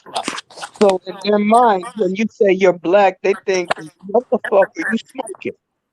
But having said that, now, like, Fat Joe, does he have African ancestry? Absolutely. But if I'm casting a remake of Shaka Zulu, why would I cast an extra? Get the fuck out of here. No. Yeah. You see what I'm saying? If you take anywhere in sub-Saharan Africa, is he gonna get lost in the sauce, or is he gonna stick out like a sore thumb? It's erasure of black history is the problem. Yeah. And like these are things that I talk about often, even concerning President Obama. And most recently, Kamala Harris and white people being unable to discern what the hell that they think that she is. She's an Afro-Caribbean Indian American. What she is not is an African American. What I am is a biracial African American. I have descendants of chattel slavery. My roots are traced back to American slavery. Kamala Harris is not. She has parents from Jamaica, fled from Southeast India. So I don't understand how I just don't understand why people seemingly fixate on the blackness of somebody instead of also celebrating and acknowledging the rest, as if the black is somehow bad and labels you bad because you have now this one tainted part of you that's black.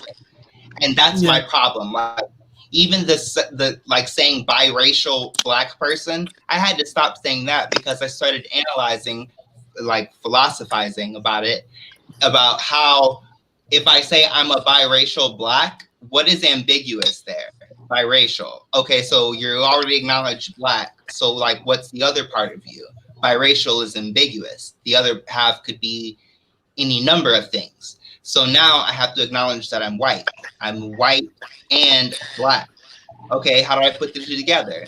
I'm a blight, black plus white. Because I recognize how colorism plays in society and what it means for someone who looks like me to walk around saying I'm black, and to take away from black women perpetuating this stereotype of lighter skinned women being called black and taking opportunities from them. So it's all so much bigger, and I wish people could just get out of their feelings. There's nothing wrong with being as black as you are. I'm half black. I'm okay with that. It's fine. Just You see, and that's the thing. I want Ava to chime in for a second. Do you agree with them? Yeah, I absolutely do. I don't see anything about what he said that I disagree with. We were speaking about Fat Joe and then Cardi B, and do I consider either of them black? No, I don't. But do they have African lineage? Absolutely, and I don't see anything wrong. I don't see nothing wrong with that, with them being as black as they are. But to me, that's not divisive. That's just calling a spade a spade. But yeah, ultimately, everybody, I guess I could say that everybody wants the dismantle of white supremacy. And if we ever see that day, I think that we should allow for people of multiple ethnicities and multiple races to be able to embrace who they are, because under the scope of white supremacy, they force you to choose. And if we see a day where white supremacy will never be and it never exists no longer, then you should be able to embrace every facet of who you are, is what I'm saying. And that's what white people don't want. They don't want me calling They don't want white. Exactly. See, they don't want me identifying in their spaces, because if I can take a black, that's the worst fear. That's exactly what they want. Let me take a black person's space. That's exactly what they want. They don't want me playing in their space. I'm a safe buffer. That's all it is. I'm lighter. I sound kind of white. I grew up in the hood. My daddy was murdered in 1994 in the hood for selling crack. So, like, raised by my white mother and my black aunts and my black grandmas and my big daddy and my big mama. I get it. It's not about how black you think you are. It's about how black society perceives you. And I can't really make it any simpler than that. And if you can acknowledge that, and then you read about and research colorism, this is all about colorism. Everything that's being discussed, from the one-drop rule to racism to the systemic oppression of dark-skinned black women, to being used in media as mules, and then black men marry white women to create light-skinned babies, and light-skinned women fetishize black men because of white supremacy, and black men are being told that they should fetishize light-skinned women because of white supremacy.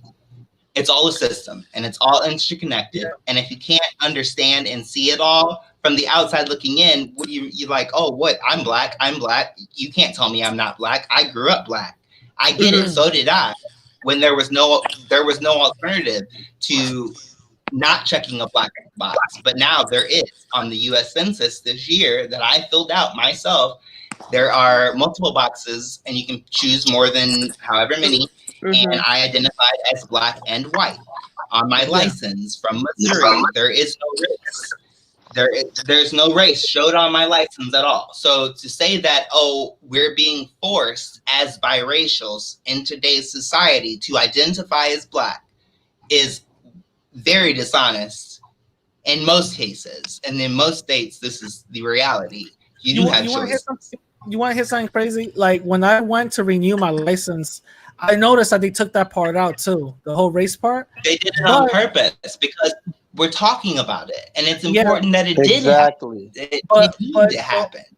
the part that they didn't like when you fill out your insurance, for some reason they ask you that though. When you And fill, this is Oh, I the don't know. problem. I And ride a this is the scooter, so thing. I don't pay insurance. oh, This is the thing that I have a problem with. Like, why is the government forcing us to do this? I mean, like, your identification, that's a personal thing. You know, like when I grew up in Jamaica, I never had to check a box. And in Jamaica, we recognize what people are. If you're yeah, a person of mixed descent, like for me in Jamaica, they would never, I mean, obviously everyone knows that I'm of African descent, but they don't call me black, they call me brown. My brother, they would call him black. Well, they call him a black coolie because he's got like that straight hair. He kind of looks like he's a black, and East Indian mix. yeah. But we acknowledge what people's lineage is. So if you are black and Chinese, we acknowledge that. We don't make believe like there's a part of you that doesn't exist. Like Bob Marley. Bob Marley didn't deny his white side. You Mhm. ask him, I'm not black and I'm not white. Now this is But something very interesting because um as I don't know if everybody in this chat knows, but my last episode, it was kind of controversial. People were feeling some type of way about it. But now having this type of conversation, I'm starting to to sway into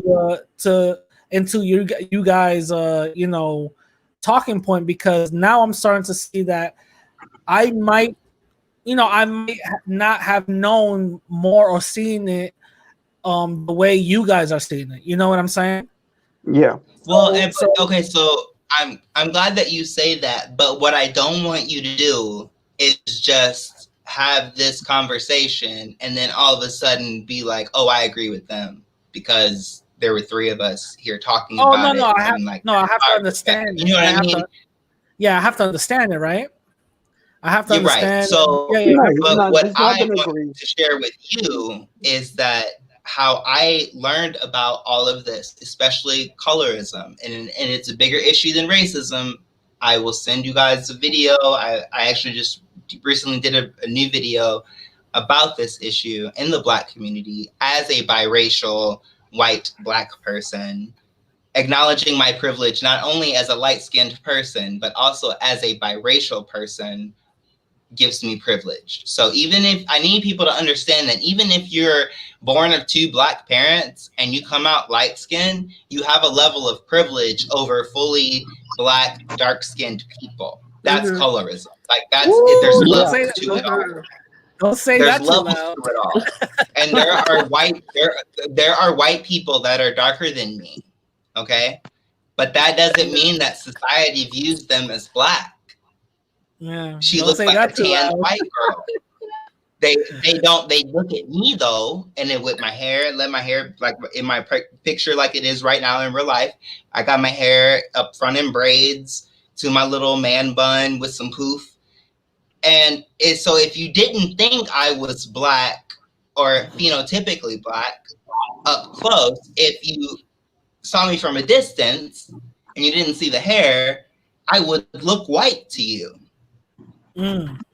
But it's not until they get up Yeah. into me and they can see that there's a difference. And there is research. White people do not look at biracial people that look like me and think that they're Black.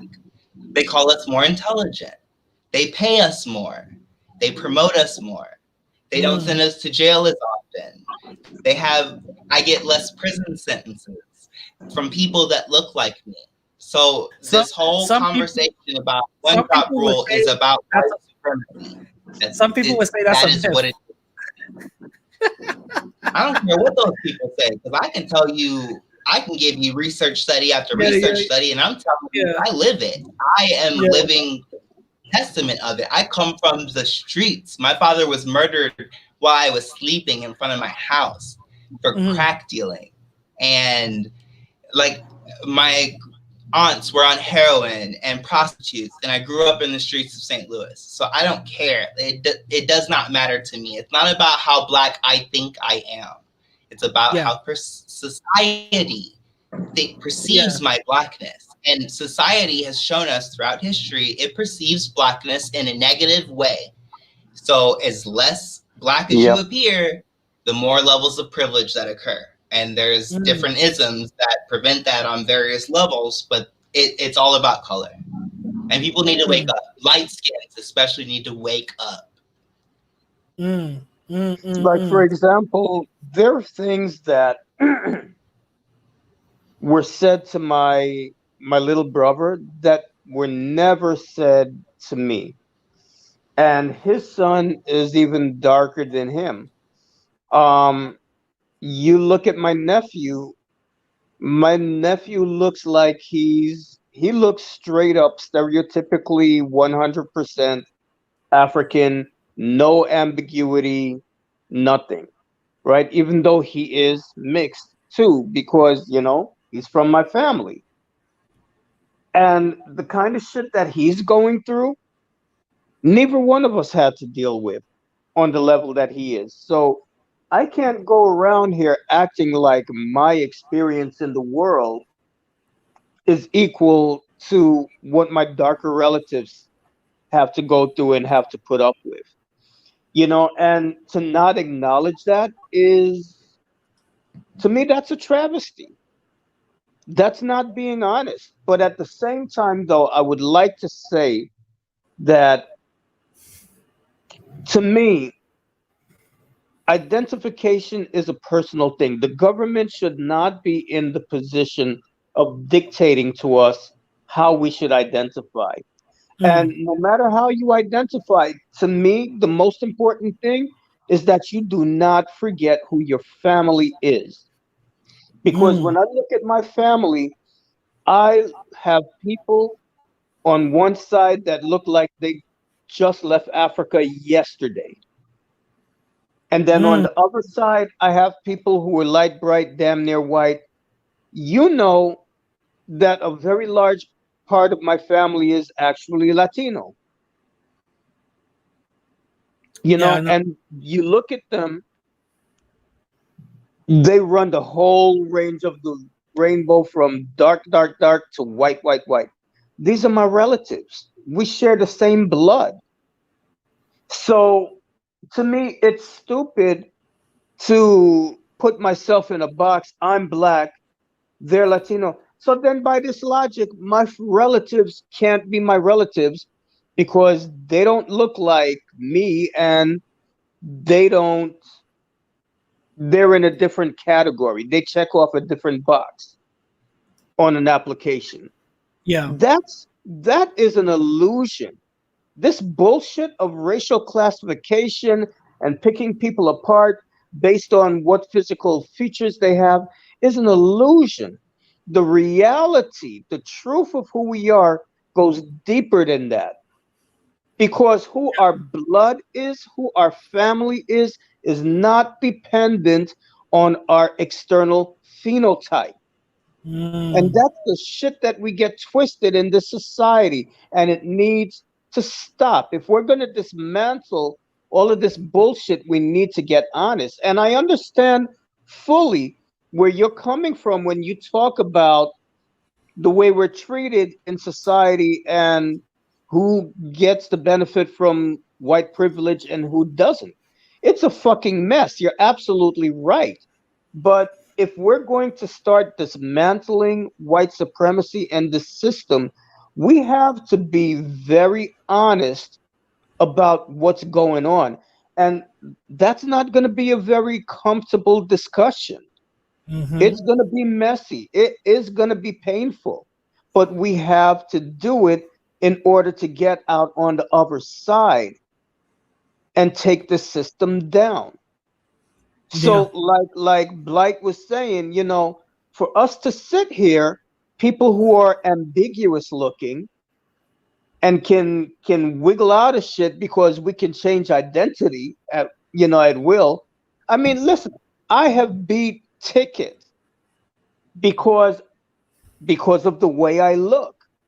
Yeah. I'm ambiguous. Yeah.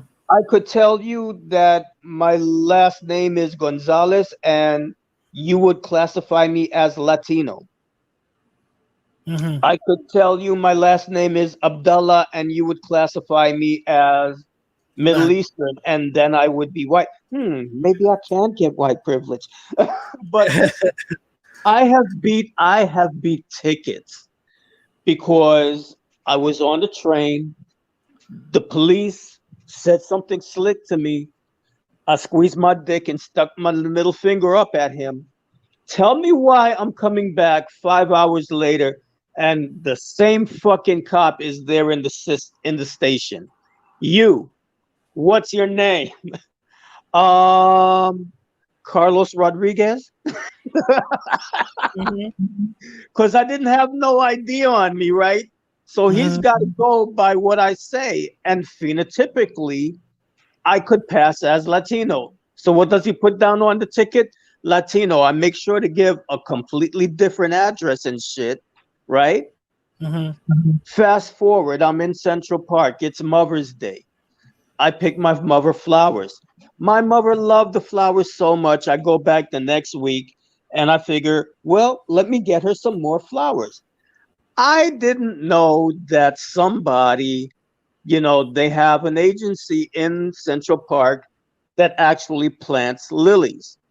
I thought they just grew wild.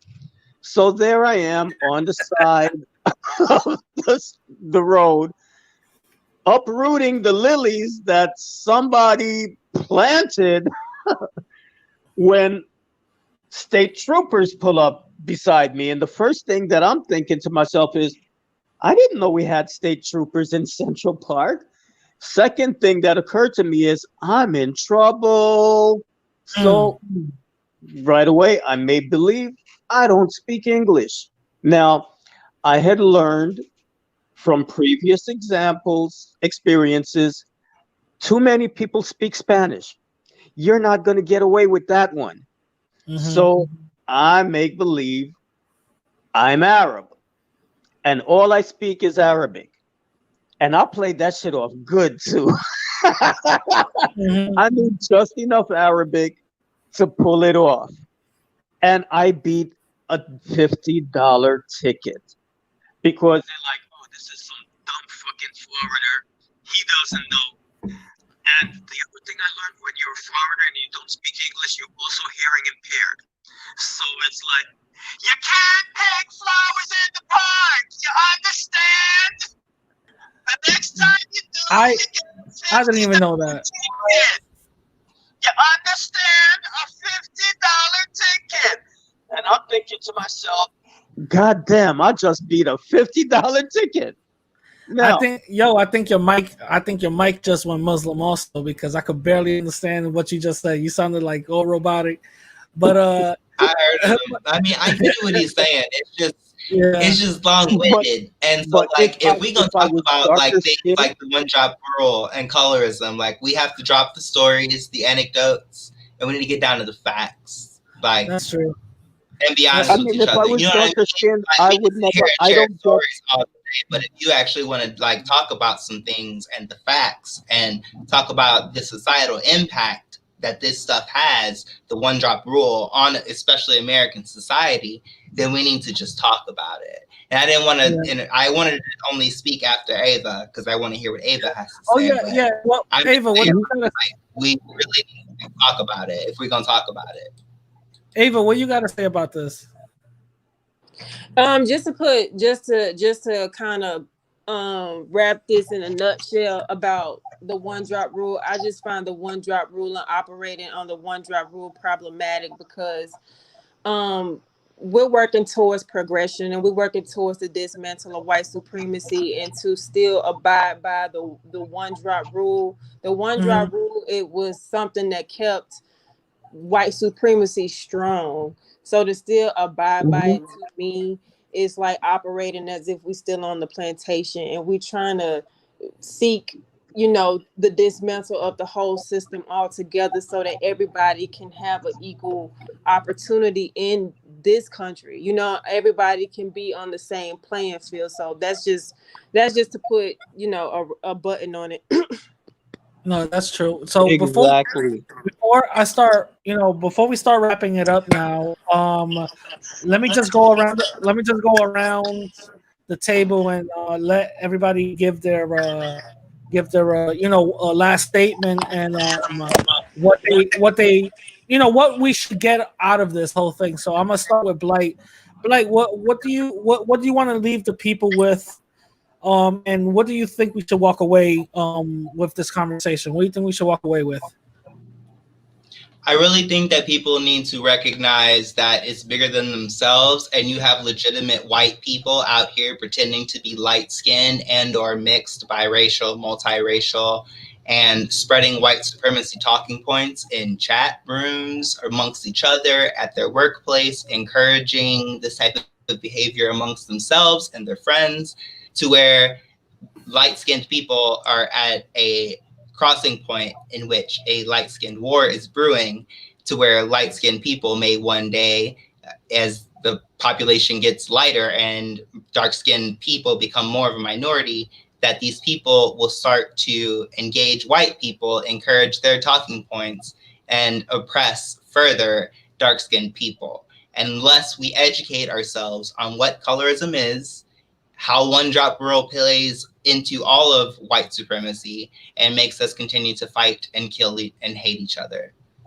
And we can fix it. But we have to start listening to each other. Especially, we need to start listening as light-skinned people to Black people. And this is what I'm telling you, is that what I'm talking about is from Black women. They're tired of being erased. They're tired of having Doja Cat be Black so that somebody that looks like Doja Cat that gets a movie role and makes millions and millions of dollars is actually a biracial person, which there's nothing wrong with. Be biracial. That's great. It's beautiful. I'm biracial. I'm Black and white. I'm a Blight. But I don't parade myself around as a Black person because I understand how colorism operates. And it's harmful to the communities that I claim. So why don't white people claim us? And that's what I want people to think about. Okay. All right. Tell people where they can find you. Oh yeah, you can find me on Twitter at the dedicated on Twitter, or type in hashtag Blight BLITE. That's my self-made identity to help fight colorism in the Black community. Thank you. All right, cool. I'm gonna catch you later, bro. Thanks for coming by. All right. And there is 3. Avo, you wanna leave us with anything? You wanna let us know what are your last thoughts? Yeah. What should we take away from this? Yeah. I pretty much said it, but basically, let's just get away from the whole one drop rule rhetoric and continue to have conversations and put forth action behind those conversations about how to dismantle the system of white supremacy. And if you happen to be, first of all, how you identify is at your own personal discretion. But if you are of mixed heritage, I see nothing wrong with that. I honestly think that's beautiful. If you are indigenous, I fuck with them. I love them. I think that's beautiful. You know, if you are African, whatever, I think that is beautiful, and I think that we should create space to allow for you to embrace everything that you are without it being an issue. Yeah. Okay. But so yeah, basically. So tell the white man where they can find you at. No, let me stop. Always got the jokes. Let me stop. No, tell the people where they could find you if you want to give your Instagram out. I'll give my Instagram. I'm hardly on it, so I don't even remember it. I think somebody said you got a rapping voice. I got a rapping voice.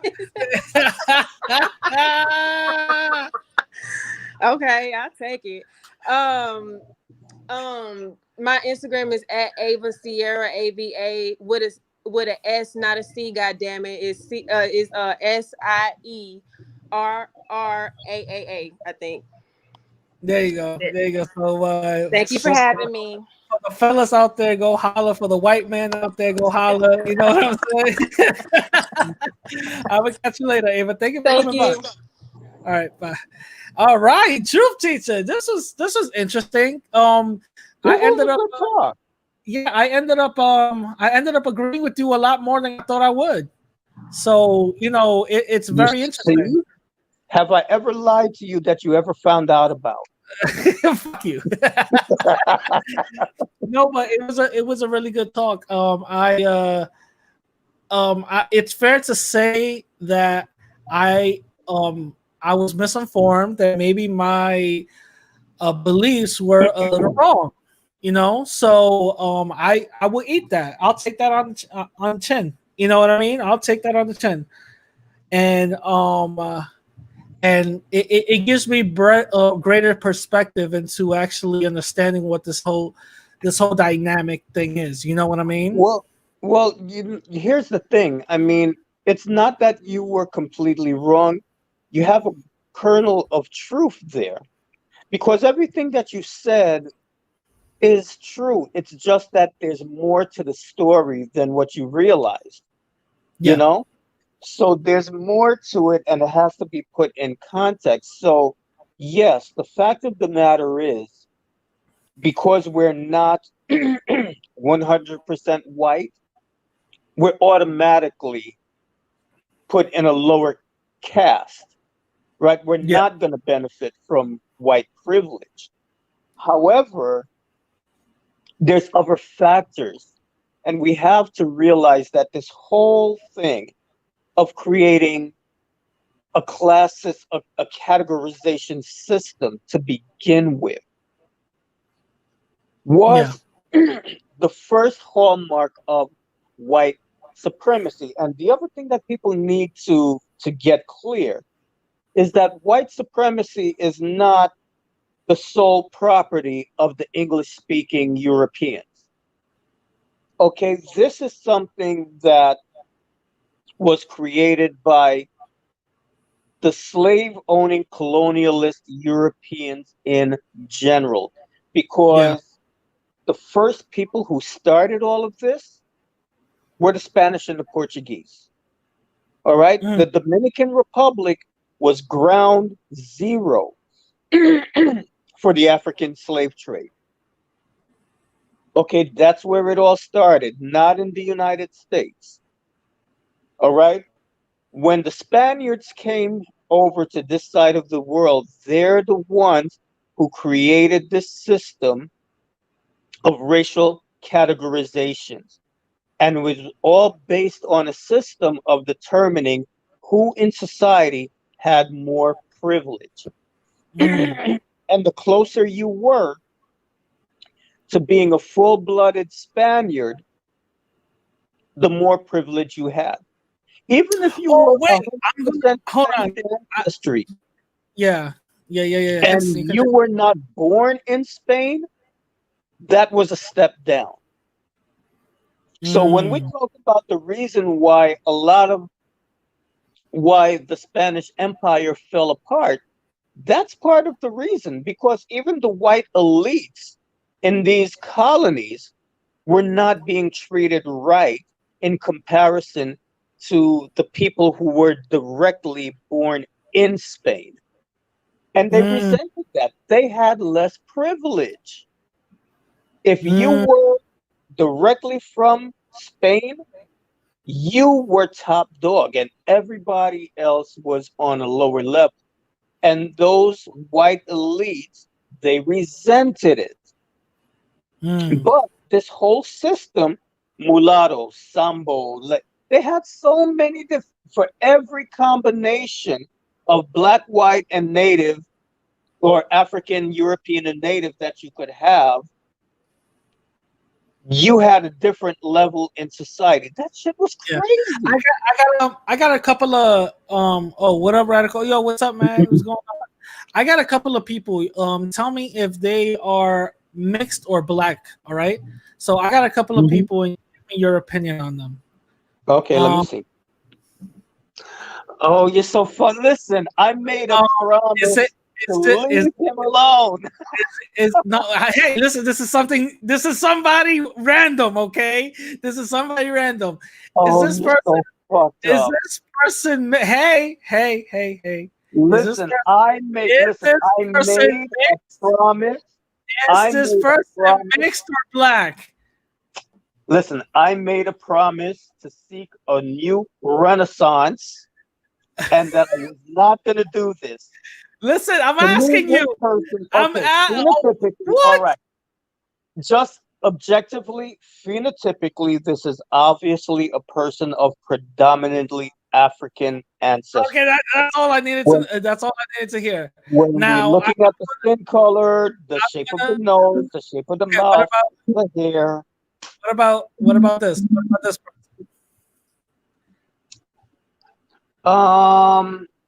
That's somebody that needs to get up out of the gaming chair and run around the block a few, because I don't know why a young person should have a hump on their back like that.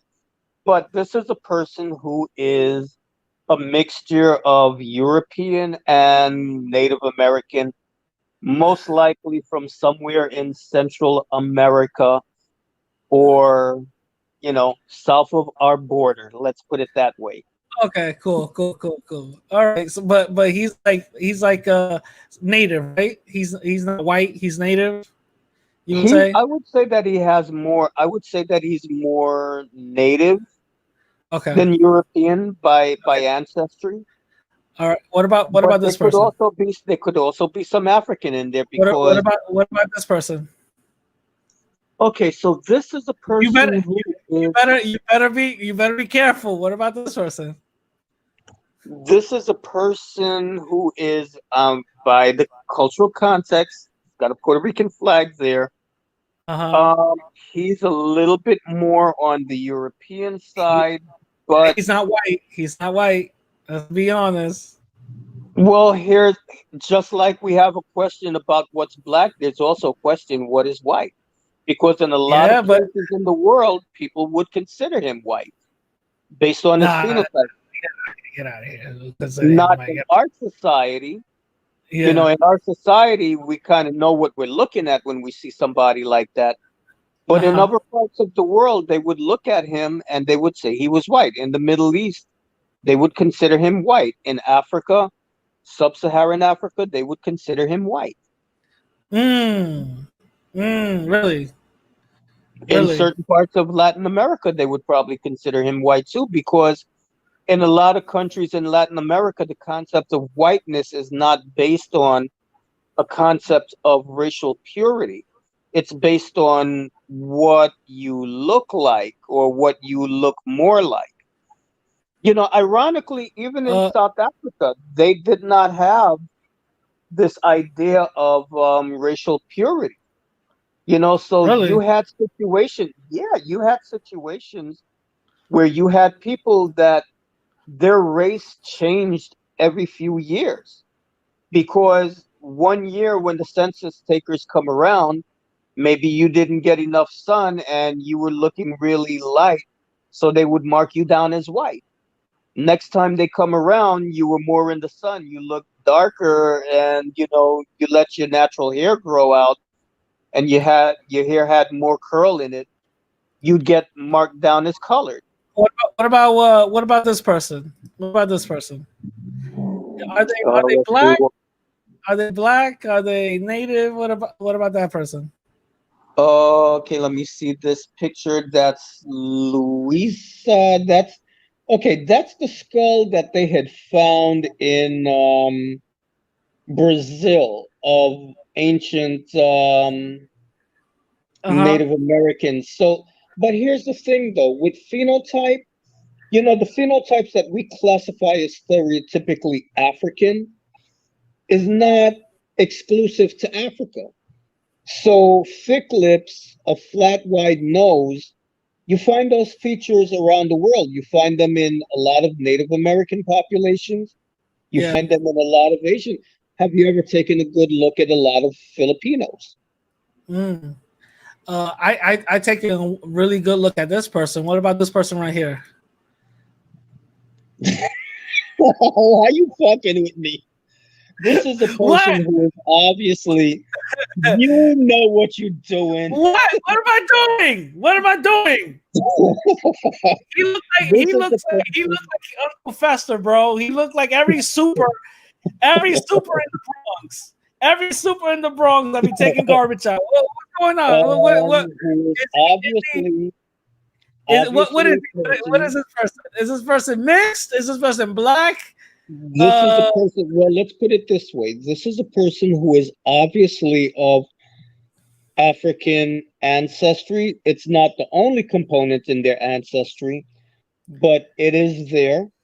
And there are a lot of people in the African American community who are classified as black who look just like him.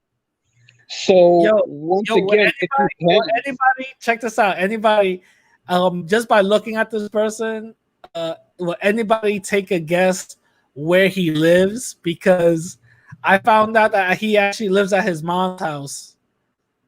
I don't know about that. I found that out. I found out like he lives in his mom's house. Like he's like a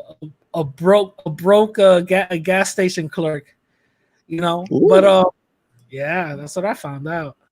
But all right, one last person. I was having such a lovely conversation with him. One last person. I want you to be completely honest with me, okay? Oh, you're gonna talk with me really good, aren't you? Okay, go ahead. I want you to be really honest with me. Truth. Okay. Is this person black? Or is this person black or what? Or what? You better not. I better not say it. I better not say it. You better not call him black. I better not call him black. This is how you do it. Is this person? I saved this video for black people. I saved this video, by the way, responding to Radical Haitian's last video. That's so fucking funny. Ugly ass nigga. Okay. Once again, this is a person who. This is a person who, on face value, by looking at him, you can tell that this is a person who does have African ancestry, but that is not the only component to their genetic makeup. This person looks exactly like what they are. She said, when I see Anthony, I want us to. What? Yo, she's so stupid. Oh, she's so stupid. Read the comments. I'm putting her up on the screen, bro. How is so stupid? Oh, she's so stupid. She is. No, when I see Antonio, I want to punch him in the face. Yeah, yo, he's a bum without a job. This is a person. Listen, this is a person. The first and the last. These are people who are victims of white supremacy, right? Because, like I always say, I'm not hearing. What is he? Is he black? Is he white? What is he? This is a person of African ancestry, but not necessarily predominantly. Let's put it this way: he's got a hell of a lot more European ancestry than I do. Okay. But that African ancestry is still there, and it's obvious. Okay, all right. I mean, those are stereotypically sub-Saharan African features. And for the people out there, the shape of the mouth, the thickness of the lips, these are stereotypical African features. I want to just address something real quick. And for the people out there, listen, I'm not going to do a response video to Antonio. I know he's back on YouTube. I'm fully aware of that. He's living in the DR. I am not doing a response because there's nothing to talk about. Literally, there's nothing to talk. If I am going to do a response, it'll probably be like my points of view, but it's a waste of time. It is what it is. But so to this person, this person has African ancestry in them. You could tell, right? Well, yes. I mean, listen. Here's the thing. Like I said, we have to understand that a big component of white supremacy is psychological. Okay. So you do not have to be white to be a white supremacist. White supremacy, like I always say, I know you're gonna hate me because I'm gonna say this because you're sick of hearing it.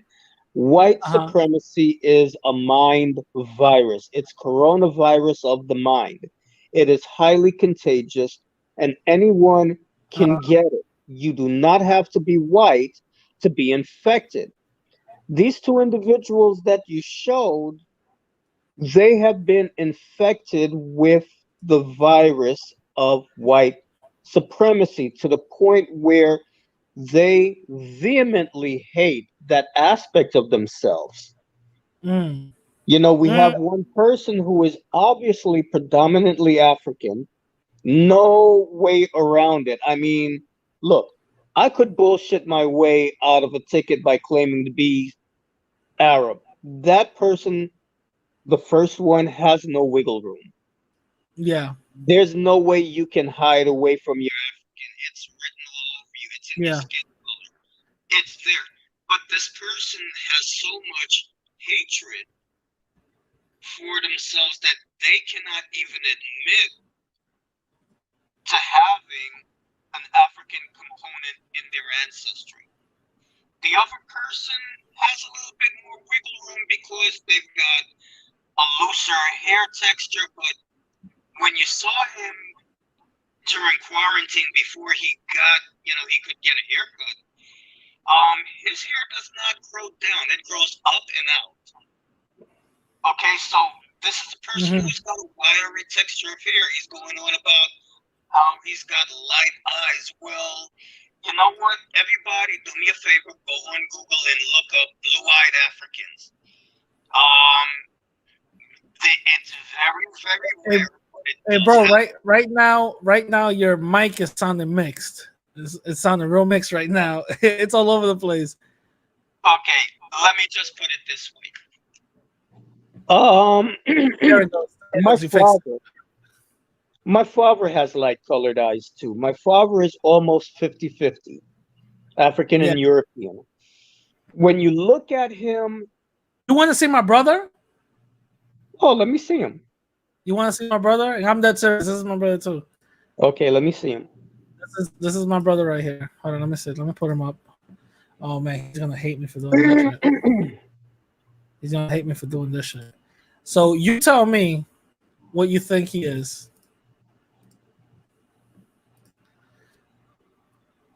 That's your real brother? Yeah. Okay, so what do you think he is? A lot of people would look at him and they would think that he was Somali. They would think he's Ethiopian. They would think he could be Egyptian from Upper Egypt. He could be Nubian. He looks like someone who is from somewhere on the African continent. Or from a country that has received a lot of people from the African continent, or a person from Latin America of significant amount of African ancestry. What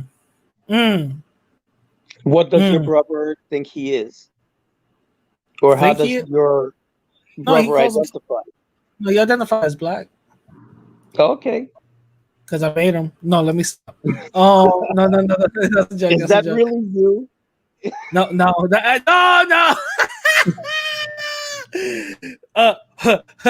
Whoa. Hey, oh man. Put up a picture of Colin Kaepernick. Put up his picture. Who? Kaepernick. Who the fuck is that? Motherfucking football player. I took a knee and they kicked me out of the end. You mean NFL. Colin Kaepernick? Whatever. Put his picture up. No. Hold on. Wait. We gotta get it straight. Colin Kaepernick. Is that what you want? Kaepernick? Is that how you say it? No, that's wrong. That's not how you say it. Well, how the hell do you say completely wrong. Kaepernick. You saying it just like those people how they say Farrakhan. Whoever the fuck he is, put his goddamn picture up. right, whatever. All right, shit. Goddamn, fucking don't yell. Goddamn youngin. Okay, so what about him? Oh shit! Can you just put up one picture? Okay, here's one. What about him? Oh my god! Can you use Yahoo instead of Google? I mean, What? Jesus Which Christ, one do man. you? What it is? What it Pick is? anyone. I don't care. I Okay, already that did. one. He looks like a fucking Yemenite. Uh-huh. He looks like them people in your deli that makes your sandwiches and they speak that stuff. But he identifies as black. Now, personally, he He looks like. Wait, hold on. I'm reading those comments. He looks like Diamond from Street Fighter 5 tournament. Yeah. So stupid. But Listen, the first time I saw him, I thought to myself, who's the Arab? Like, damn, I didn't know they had Arabs in the NFL. I didn't know that he identifies as black. So that goes once again, phenotype. It's so broad. You don't necessarily know what you're looking at when you're looking at it. Yeah. But like I said, if he identifies as black, he has reasons why. And I would never take away from somebody the way they choose to identify, because that's a personal thing. So even someone who may look white, they may identify as black because of their life experiences and having an experience where even though they look white, they were rejected by the white side of their family or the white community. All right. What about? And so I'm putting up a picture right now. What about Rock Newman?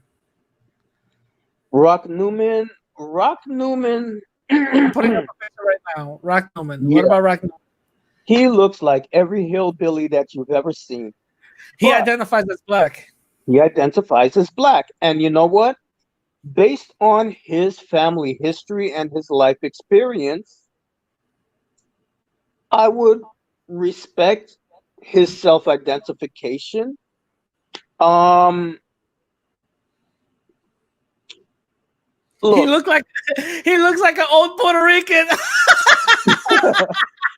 Yeah. Yo, she's stupid. Yo. I don't have a problem with people identifying with a lineage. If that's the way you want to do it, fine. I have a problem with the government forcing you to check a box and tell you who it ain't none of your fucking business. And why do you want that information in the first place? Because you're not using this information to help us. Yeah. That's why I have a really big problem with that. You're not using this to help us. Mm-hmm. You're using this information to fuck us over and to play games and divide us against each other. That's not your place. The government's place. This is not the government's place to be telling us who our family is and who it isn't. Mind your fucking goddamn business. And whenever I have a chance, when I can make my feelings known, like I said, the last census, not this one, but the one before, when they came to my door and they asked me race, I told them none of your fucking business. You don't need to know that. Keep it moving. I don't know what the hell they put down because they couldn't see me. So, what about Sean King? When I look at him, I do see the African in him. I don't know how much of a percent it is, but once again, here's the hypocrisy. So now, if you had a Dominican that looked like this, that was saying, I'm not black, oh my God. The slave ships, they stopped here and all of that. And you may think, but you got some black, but now because he's not Dominican, he said, not Susie B. Scammony. Yo, people, he looks like he's black. He identifies as black. He has black ancestry or African ancestry. Let's put it this way. When I look at his features, I can see it. because I've grown up around mixed people all my life with varying degrees of African ancestry. So I know what I'm looking at when I look at him. Okay? But is he 100% African? No. Once again, if I'm making a Shaka Zulu remake, Yeah. I do not want his ass showing up there.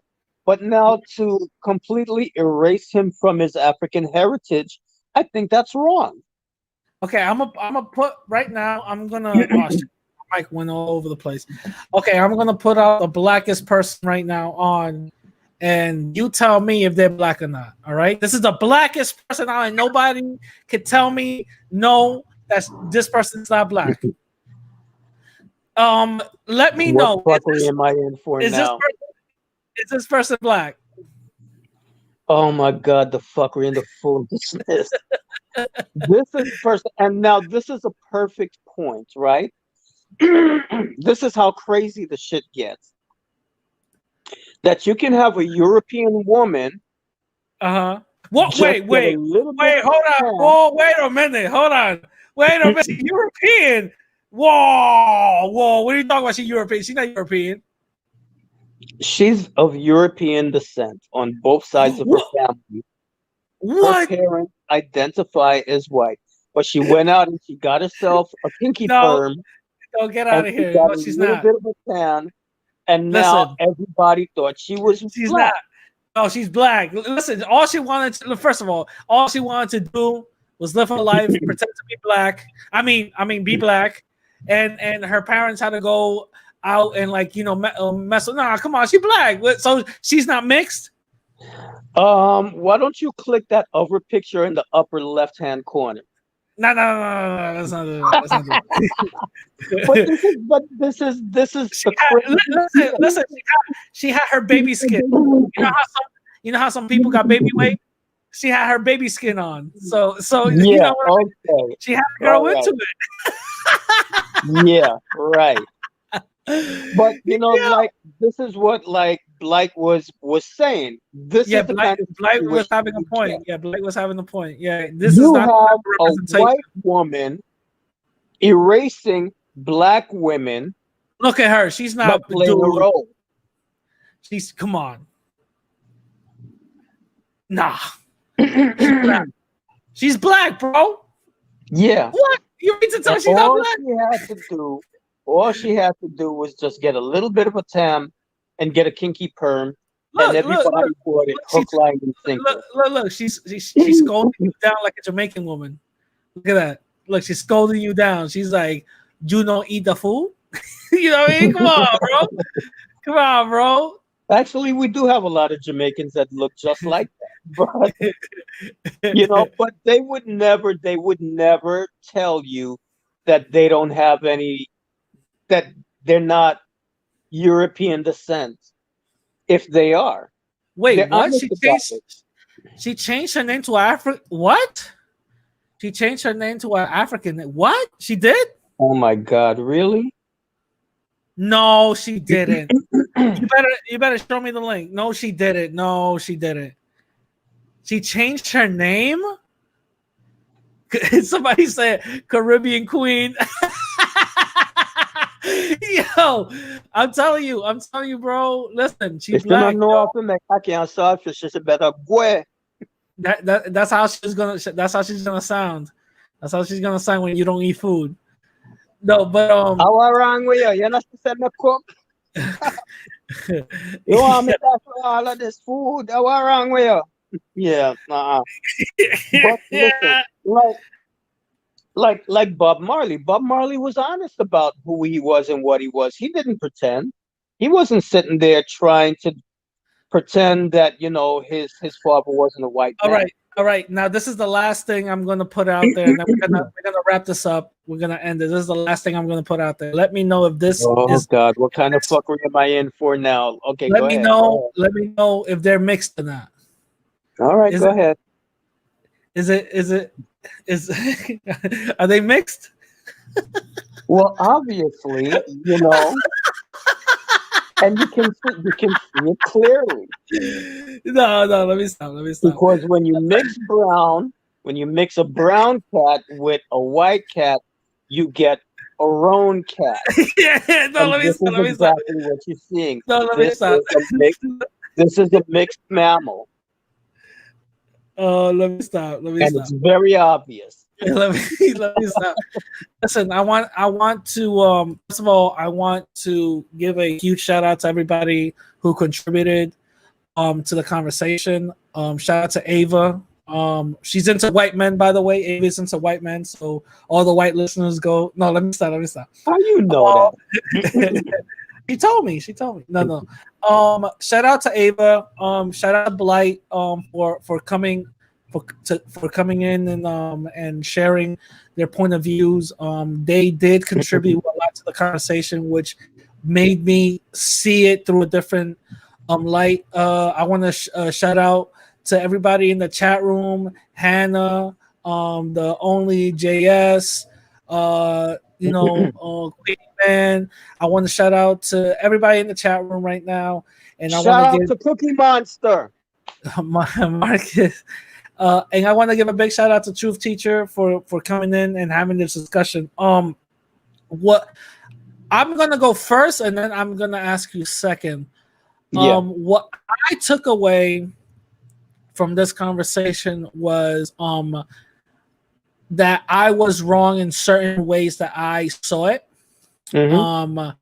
I was wrong in not having mixed people actually in the context that they want to be identified as. Mhm. I was wrong in just blindly. I'm gonna say blindly just adhering to the narrative that is given to us, by white supremacy, which is something that we shouldn't be doing. So I wanted to say for the record, I was wrong in doing that, because in doing that, that means that I am basically, erasing somebody's voice. You know what I'm saying? Which is like, Yeah. not something you should And be. that's why those individuals who made those videos, that's why they were upset. Well, hold on. So those people who made those videos, I understood where they were coming from, but also they said that mixed people are their own race, which makes no type of sense either. Well, That, that is what I disagree with. That yeah, does not make any sense to yeah, me. that's what I'm saying. I'm disagreeing with that part. With everything else, I agree with. I know some East Africans who don't consider themselves, but yeah, no, Yeah, that's true. that's the crazy. Listen, That's the true. flip side of But this coin, on the other side of Africa, we got white supremacy on this side of the Atlantic, but on the other side of Africa and in North Africa, you're dealing with Arab supremacy.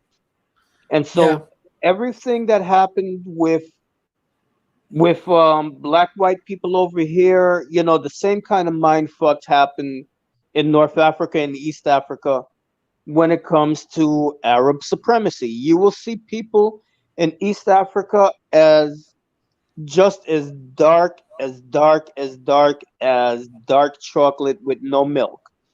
And they will look you dead in your face and tell you that they're not African, they're Arab, or they're Persian. yeah. They will do that shit. It's crazy. And I agree with government cheese. Yeah, cheese, government cheese. Be black and proud. Yeah, I think that a lot of people, the way I see it is, a lot of people try to take away from their blackness and not consider themselves black, which is not the case. I don't like hearing that. You know what I'm saying? I don't like seeing that. That's kind of like messed up. But Well, it, it, the thing is, on my part, I need to take responsibility, and I do when I make statements like I don't consider myself black. I know that that's a trigger for a lot of people, and there's a very good reason why they're triggered. Because historically, we have to be honest. A lot of people did drink the Kool-Aid, and they used the fact that they were mixed as a way of distancing themselves from their African heritage and from their relatives and from yeah, the black community. That is something that did and does happen. So I have to make sure that I acknowledge that fact and say, listen, by saying this, I am not trying to distance myself from people who do identify as black. They are my family, they are my relatives. We're part of the same family. I am not trying to say that I am better. I'm not trying to do any of that. I'm just being honest. And the fact is that to me, what matters most is what I keep saying all along. Whatever adjective you want to use, that's up to you. But the most important thing is that you do not forget who your family is. My little nephew, who could be cast as an extra in the next Shaka Zulu movie, is blood of my blood. My other nephew, who's light and bright, that's my blood. My family in Chile, a lot of them who look like Spaniards, they are my blood. We are all sharing the same blood. That's my family. So I am not trying to distance myself from darker Jamaicans. I'm not trying to distance myself from African Americans. I'm not trying to distance myself from sub-Saharan people on the continent. That's my blood. You know, the Europeans, that's my blood too, but they ain't checking for me like that. So, you know, hey, that's their loss. But if we were being honest, yeah, the white side of my family would be checking for me like that. And it's funny because, you know, I got these two sides of my family. I got one Latino side and one side that has passed, you know, into the white world. And the one that's checking for me the most, guess which one? I don't know. The I don't Latino know side of my family is the one that's checking for me and my dad the most. because we lit. The other ones that pass for white, it's like, you know, they hold us at like at arm's length, you know? They're not Yeah, checking for us like that. So yeah. even the ones, the Latino ones, even the ones that look completely Spaniard, they recognize our blood and they want to maintain a close relationship. We're planning to have a family reunion in Jamaica after all of this shit is over. You know, we're Mm, gonna have a family reunion in Jamaica, and we're gonna have a family reunion in Chile. yeah. Why? Some They like some people you, my some blood. people some people are saying that you know, you should change your name to lie teacher because you know you're going about your way not to call yourself black. I'm highlighting some of the comments right now. It says it's a waste of breath. Truth. Don't be ashamed of being black. Truth. I'm What do not you got to? afraid of. I'm not ashamed of being of African ancestry. Okay, listen, all y'all motherfuckers talking about this black shit, this. How many of you follow an African spiritual tradition? Nah, Me? you don't want to be black. You want to be black, but you don't want to let go of your white Jesus and get No, back I to the follow it. tradition of your ancestors. I follow it. I follow a black African traditional system. Well, good for you. Good for you. But half of these motherfuckers talking about black this, black that would never go anywhere near any kind of African spirituality because in their mind, oh shit, that's the devil. They want to go back and they want to Sunday where they're going to be in that church praying to white Jesus. But And you all want to talk shit to me about my identity when I'm the one that's rocking with my Nigerian spiritual tradition. yeah, what was it? I do see. Let me talk to you, Radical. No, I'm about to end it up right now. So Oh, you know, wait a hit minute, me wait a up. minute. Can I say one thing? Can I say one thing? Yeah, yeah. What's To up? Mansa Musa, because Mansa Musa, you asked me, did Bob Marley identify as black? And Bob Marley, in his own words, said he is not black. He is not white. He is both. He recognized the truth of who he was. But Mother Africa was in his heart. Who did he feel more attached to emotionally? His African side. And that's the same thing with me. I acknowledge my European side. I know who my European ancestors were. I know where they came from. When they came to Jamaica, I know that.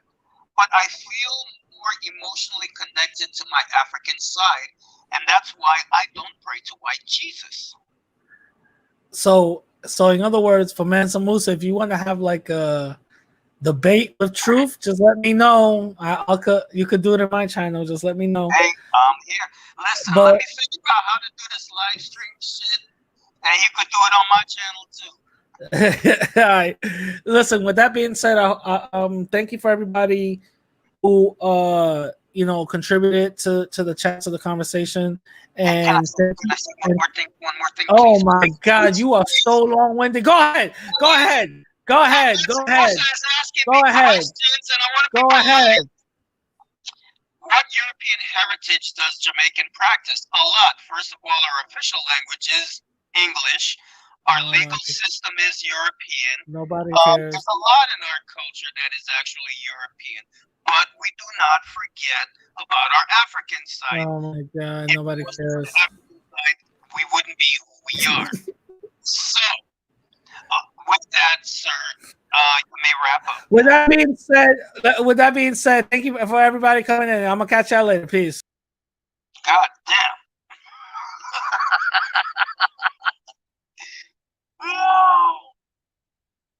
Okay, do I go now? Am I going now?